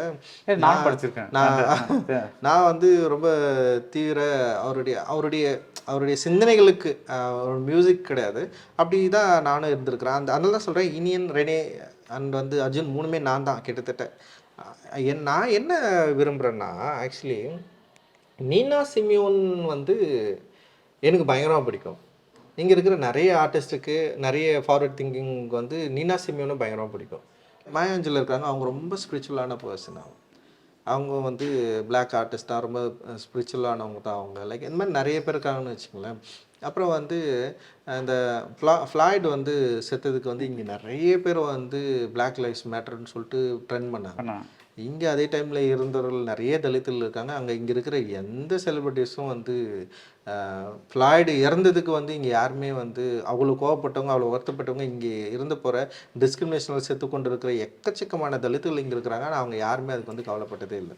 இந்த முரண்பாடை தான் நான் வந்து பேச விரும்புகிறேன். நான் அப்போது நீனா சிமியோனை அக்செப்ட் பண்ணுற நீங்கள் ஏன் வந்து இளையராஜாவை அக்செப்ட் பண்ண விரும்பலைன்னா, இளையராஜா கிட்ட இதை மீறி இப்போ நீனா சிமியோன் கிட்ட நீங்கள் எதிர்பார்க்காதது மீறி இங்கே வந்து இவர்கிட்ட எதிர்பார்க்குறீங்க. அவர் ஒன்று பண்ணுறாருன்னா அவர் வந்து இதை தான் பண்ணணும், இதை தான் பேசணும், இங்கிருந்து அது அவருடைய ஒரு தனிப்பட்ட விருப்பம் இல்லை. அது அந்த விருப்பத்தை வந்து நீங்கள் வந்து ஓகே நீ இங்கிருந்து வந்தீங்கன்னா இதுதான் பேசியிருக்கணும். ஆனால் மற்றவங்க கிட்ட இவங்க யாருமே இது வரைக்கும் எதிர்பார்த்ததே இல்லை. யூ நேம் இட், நீங்கள் எந்த மியூசிக் டைரக்டராக நீங்கள் வந்து ஃபிக்ஸ் பண்ணிக்கணும். இங்கே இவ்வளோ பிரபலமான மியூசிக் டைரக்டர் இருக்கிறாங்க. எந்த மியூசிக் டைரக்டர்கிட்டையாவது இவங்க போயிட்டு வந்து நீங்கள் ஏன் இப்படி பேசலை, நீங்கள் ஏன் அப்படி இருக்கிறீங்க, நீங்கள் ஏன் அந்த மாதிரி இருக்கிறீங்க, நீங்கள் ஏன் அது யாராவது ஏதாவது கேள்வி கேட்டிருப்பாங்களா? இது வரைக்கும் கேள்வி கேட்டதே இல்லை. அப்போ ஏன் இவர்கிட்ட கேள்வி கேட்குறாங்கன்னா, அப்போது இவர்கிட்ட கேள்வி கேட்குற அளவுக்கு அவருடைய சமூக மதிப்பு இருக்குது. அவர் வந்து ஒரு பெரிய ஒர்க் பண்ணியிருக்காரு. அண்ட் வந்து அவருடைய பாப்புலாரிட்டி இருக்குது. அவருடைய ஒரு ஆர்ட்டாக பயங்கரமாக வேல்யூபுளாக இருக்குது அப்படின்ற இடத்துல இருக்குதுல்ல. அப்கோர்ஸ் அதை நான் வந்து மதிக்கிறேன். நான் இந்த மாதிரி ஒருத்தர் நபர்கிட்ட இவங்களால் வந்து இவங்க விரும்புகிற மாதிரியான ஒரு அரசியலையோ இல்லை கருத்தையோ அவரால் பேச முடியல அப்படின்றது இருக்கும். ஆனால் இந்த வெறுப்பு இருக்குல்ல, இந்த வெறுப்பு இந்த இப்போ நிகழ்ந்தது கிடையாதுன்னு நான் சொல்கிறேன். நான் இது வந்து இந்த டைமோட டிஸ்கஸ் கூட நம்ம வந்து சேர்த்துக்க நான் என்ன பண்ணுறேன்னா, இப்போ திடீர்னு இப்போ சமீபத்தில் வந்து மோடியை வந்து அம்பேத்கரோட ஒப்பிட்டு பேசுறது மூலமாக நிகழ்ந்தது இல்லை. நான் அதுக்கு முன்னாடி எழுதி முடிச்சது. இது காரணம் என்னன்னா, இது கிட்டத்தட்ட நான் தான் சொல்கிறேன், நாயகன் படத்தில் வந்து விமர்சனம் ஆனந்த விடலை நீங்கள் பார்த்தீங்கன்னா வந்து எல்லாத்தையும் பாசிட்டிவாக சொல்லிட்டு நெகட்டிவ்னு சொல்லிட்டு இளையராஜா மியூசிக்கை தான் போட்டிருப்பாங்க. இளையராஜா மியூசிக் வந்து நெகட்டிவாக இருந்தது, ரொம்ப மோசமாக இருந்தது, திராபியாக இருந்ததுன்னு சொல்லிட்டு எழுதியிருப்பாங்க. ஆனால் அந்த பாடல்கள் இன்னைக்கு வரைக்கும், அதோட மியூசிக் இன்னைக்கு வரைக்கும் வந்து நம்மளால் வந்து அவாய்ட் பண்ண முடியாத அளவுக்கு வந்து இருந்திருக்கும். அப்போ அந்த எண்ணம் இருக்குது, அந்த மனசு இருக்குதுல்ல, எதனால் வந்து எதிர்க்கிறது அப்படின்னு இருக்குல்ல, இது அந்த இடத்துலேருந்து ஆரம்பிக்குதுன்னு நான் சொல்கிறேன். அங்கேருந்து தொடர்ந்து இங்கே வந்து இன்றைக்கி இருக்கிற சோ கால்டு ஃபார்வர்ட் திங்கிங் இருக்கிற ரொம்ப ப்ரக்ரெசிவ் பீப்புளாக இருக்கிறவங்க வந்து அவரை எதிர்க்கிறதுக்கு வந்து ஒரு காரணத்தை தேடி ஒரு இடத்துல வைக்கிறப்போ, நீனா சிமியோனை அக்செப்ட் பண்ணுறதுக்கு வந்து இவங்களால பல காரணங்கள் இருக்கிற மாதிரி ஏன் இளையராஜா கிட்ட பல காரணங்கள் இவங்க தேட முடியல? இவங்களால ஒரு காரணம் மட்டும் போதும். இளையராஜாவை ஒதுக்குறதுக்கோ ஒரு நிராகரிக்கப்படுறதுக்கோ இவங்களுக்கு ஒரே ஒரு காரணம் மட்டும் தேவைப்படுது. ஆனால் மற்ற காரணங்கள் அவர் இசைக்கு செய்த இவ்வளோ விஷயங்கள் அவர் இவ்வளோ வேலைகள் செஞ்சுருக்காரு, இதையே அவங்களுக்கு வந்து போதாமையாக இருக்குது, இதையே அவங்களுக்கு பத்தலை அப்படின்ற ஒரு கோபத்தின் அடிப்படையில் தான் பேசப்பட்டது. இது வந்து காஸ்ட்டுக்கு எதிராக நான் வைக்கவே இல்லை இதில். ஆனால் தெரிஞ்சோ தெரியாமலையும் இங்கே முற்போக்காக பேசுகிறவங்க நிறைய பேர் வந்து ஒரு ப்ரிவிலேஜ் கம்யூனிட்டியில் இருக்கிறதுனால இது வந்து ஒரு காஸ்ட் மனநிலையாக அவங்க வந்து புரிஞ்சுக்கிட்டாங்க. இது வந்து காஸ்ட் மனநிலையாக விற்கிறது கிடையாது. ஏன்னா காஸ்ட் மனநிலையாக நான் அர்ஜுனை எங்கேயுமே நான் பிளேஸ் பண்ணவே இல்லை. நீங்கள் பார்த்தீங்கன்னா வந்து இனியனா நான் எங்கேயுமே பிளேஸ் பண்ணவே இல்லை. இந்த படத்தில் நிறைய டிஸ்கஷன் இருக்குது. அவன் என்ன ரொம்ப ஃபார்வர்டாக தான் பேசுவான். ஆனால் அந்த ஃபார்வர்டில் சில பிரச்சனைகள் இருக்குது. அதுதான் நான் வந்து சொல்லியிருக்கிறேன். அன்றைக்கி அவன் என்ன சொல்லுவான்னா, ஒரு இடத்துல வந்து இளவரசன் தற்கொலை தானே பண்ணிக்கிட்டான் அப்படின்னா, நான் இன்றைக்கி வரைக்கும் வந்து நான் இப்போ இளவரசன் கொலை தான் நாங்கள் வந்து சொல்லிகிட்டே இருக்கிறோம். அது வந்து படுகொலை தான் சொல்கிறோம். அது அதை வந்து அவன் தானே செஞ்சுக்கிட்டானா இல்லை வந்து மற்றவங்க செஞ்சாங்களா அப்படின்றத மீறி அது ஒரு படுகொலை. இந்த சமூகம் நிகழ்த்திய படுகொலை அது. நான் அதை படுகொலையை தான் நம்ம வந்து அதை சொல்லணும்னு நான் விரும்புவேன். ஆனால் இங்கே இருக்கிற அதே நேரத்தில் இந்த சமூக இயக்கங்களில் போராடுற மற்ற இயக்கங்கள் இருக்கிற தோழர்கள் என்ன சொல்கிறாங்கன்னா வந்து அவங்க ஏதோ ஒரு இடத்துல இது தற்கொலைன்னு சொல்லிடுறாங்கல்ல. அப்போ அந்த ப்ராப்ளம் தான் இருக்குது. நீ ஃபார்வர்ட் திங்கிங்காக தான் இருக்கிற, நீ வந்து ரொம்ப ப்ரொக்ரெசிவான மனிதனாக தான் இருக்கிற. ஆனால் இந்த இஷ்யூவை ஹேண்டில் பண்ணுறதுல சில சிக்கல்கள் இருக்குது உங்களுக்குள்ள. இது வந்து உங்களுடைய சாதிய மனநிலை அப்படி கிடையாது, இது ஒரு போதாமைன்னு நான் சொல்கிறேன். நான் இது வந்து ஒரு போதாமையால் உருவாகிற ஒரு பிரச்சனை. இதை நம்மளால் தீர்த்துக்க முடியும்னு நான் நினைக்கிறேன். அப்போ இனியை நான் வேறு எங்கேயும் வைக்கல, கிட்ட தான் வைக்கிறேன். நான் உனக்கு எனக்கும் ரொம்ப கிட்ட பிரச்சனை தான் இருக்குது. அர்ஜுன் மாதிரி வந்து நான் இப்படி பண்ணால் அவன் அப்படி தான் சாவான் அப்படின்னு சொல்கிறவங்க கிடையாது. அவன் அப்படி தான் சொல்கிறான். ஆமாம், அப்படி அவன் வந்து உண்மையான லவ்னா வந்து அவனை விட்டுருப்பாங்க, அவன் இந்த மாதிரி லவ் பண்ணதால தான் அவனை கொன்னாங்க அப்படின்னு அவன் சொல்கிறான். அவன் ரொம்ப எதிர்த்தன்மையில் இருக்கிறான். ஆனால் அவன் சொல்கிறதுக்கும் இவன் வந்து தற்கொலை பண்ணினான்னு சொல்கிறது கிட்டத்தட்ட எனக்கு வந்து ஒரு இப்போ இவனுடைய கொலையை மறைக்கிற ஒரு இடத்துல போய் நின்றுதுல. இது ஒரு சமூகம் நிகழ்த்திய படுகொலை அது. அப்போ இதை படுகொலைன்னு தான் நம்ம சொல்லணும் அதை. அப்போ அந்த படுகொலை இப்போ கோகுல்ராஜோட கொலையை வந்து இங்கே சட்டப்பூர்வமாக நம்ம வந்து நிரூபித்ததுனால வந்து அது படுகொலைன்னு சொல்லிட்டு நம்ம சொல்கிறோம். இதுவும் சமூக ரீதியான அழுத்தங்களால் உருவாக்கப்பட்ட ஒரு கொலை.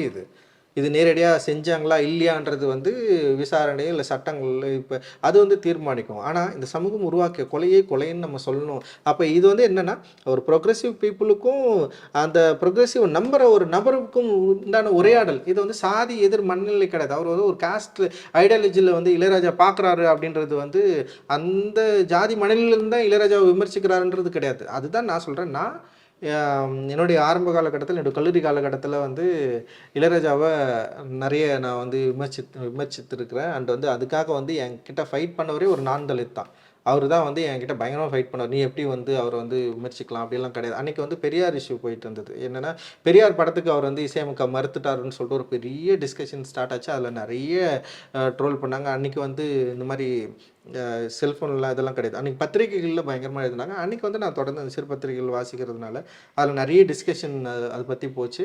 அப்போ அங்கேருந்து கூட இது ஸ்டார்ட் ஆகுது. அப்போ நான் என்ன பண்ணுறேன்னா, இது படித்தது மூலமாக எனக்கும் உணர்வு வருது. அப்போ தான் ஃபஸ்ட் டைமாக நான் வந்து ஏன் வந்து இது இவ்வளோ பெரிய டிஸ்கஷனாக மாறுது, ஏன் இவ்வளோ மோசமாக இவரை வந்து விமர்சிக்கணும், எதுக்காக இவ்வளோ விமர்சிக்கிறாங்கன்னு சொல்லிட்டு அதை பற்றி படிக்க ஆரம்பிக்கிறப்போ யோசிக்க ஆரம்பிக்கிறப்போ அதுக்கான பதிலை நான் இப்போ சொல்ல வேண்டியதாக இருந்தது. ஆக்சுவலி இப்போது அர்ஜுன் வந்து ரெனையை கேட்குறாரு, நீ யார், நீங்கள் வந்து உலகத்தை காமிக்கிற ரெனையா இல்லை ஒரு இமேஜ்குள்ளே இருக்கிற ரெனையான்னு. நான் அதே கொஸ்டின் ரஞ்சித் கிட்ட கேட்டால் என்ன சொல்லுவார்?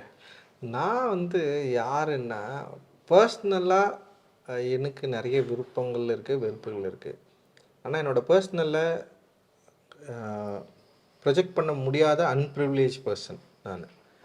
இந்த ப்ரிவிலேஜ் எங்கே உருவாகுதுன்னா, இந்த காஸ்ட் சொசைட்டி உருவாக்கி வச்சுருக்கிற இந்த கிரேடுகளில் ஒழிஞ்சிட்ருக்கு. ஆக்சுவலி அதை பிரேக் பண்ணிவிட்டு நான் வந்து நிற்கணும்னு நான் ட்ரை பண்ணுறேன். அப்படி நான் நிற்கிறத இங்கே வந்து என்னை அப்படியே அக்செப்ட் பண்ணிக்கக்கூடிய, மனதிலிருந்து ஏற்றுக்கக்கூடிய மனிதர்கள் வந்து அவங்களும் இந்த ப்ரிவிலேஜில் உதறி தன்னை ஆட்களாக இருக்கணும் அப்படின்னு நான் வந்து ட்ரை பண்ணுறேன். நான் அதுதான் வந்து நான் விரும்புகிற இந்த சமூகம். நம்மளுடைய ப்ரிவிலேஜை என்னைக்கு நம்ம உணர்ந்து அதை தூக்கி போட்டு நம்ம வந்து நிற்கிறப்போ, ஒருவேளை நான் வந்து என்னுடைய இந்த படத்தில் சொன்ன மாதிரி வந்து என்னோட நேக்கடை நான் எந்த பயமும் இல்லாமல் எந்த இசங்களும் தூக்காமல் ஒரு மனுஷனாக என்னால் நிற்க முடியும் அப்படின்ற மாதிரி வந்து எனக்கு தோணுது. அதை நோக்கிய ப்ராசஸ் தான் இது. ஆக்சுவலி அதுதான் என்னை வந்து ட்ரைவ் பண்ணிகிட்டே இருக்குது. லைக் அண்ட் வந்து அதுக்காக ஸ்டில் நான் ஃபைட் பண்ணிட்டே இருக்கிறேன். நான் அது எவ்வளோ தூரம் போதோ அவ்வளோ தூரம் நான் ஃபைட் பண்ணுவேன் நினைக்கிறேன். ஸோ இப்போ நீங்கள் பண்ண படங்கள்லேயே இதுதான் க்ளோசஸ்ட் ரஞ்சித்னு சொல்ல முடியுமா? இது கிடையாது. இது ஆனால் ட்ரை ரொம்ப வந்து கிட்ட வந்திருக்கு. இன்னொன்று என்னென்னா, இந்த சமூக சிக்கல்களை பற்றி பேசுகிறது மட்டுமே ஒரு கலைஞனாக என்னுடைய விருப்பமும் கிடையாது. எனக்குள்ளே வந்து ஒரு அக உணர்வு இருக்குது. அது வந்து பயங்கரமாக எல்லையற்ற சுதந்திரம் உள்ளது. அது வந்து கதாபாத்திரங்களை வந்து ஒரு இடத்துல நிற்க வைக்காது. அது வந்து போட்டு உடைச்சி அது விருப்பத்தில் வந்து அது வந்து இருக்கும். அது லைக் வந்து ஒரு டான்ஸர் மாதிரி வந்து கடைசி கட்ட டான்ஸ் ஆடிட்டே இருக்கிறப்போ வந்து சோண்டுகிட்டே இருக்கிறாங்கல்ல, அது யாரையும் கண்ட்ரோல் பண்ண முடியாது. அவங்க நினச்சா தான் அதை வந்து கண்ட்ரோல் பண்ண முடியும்.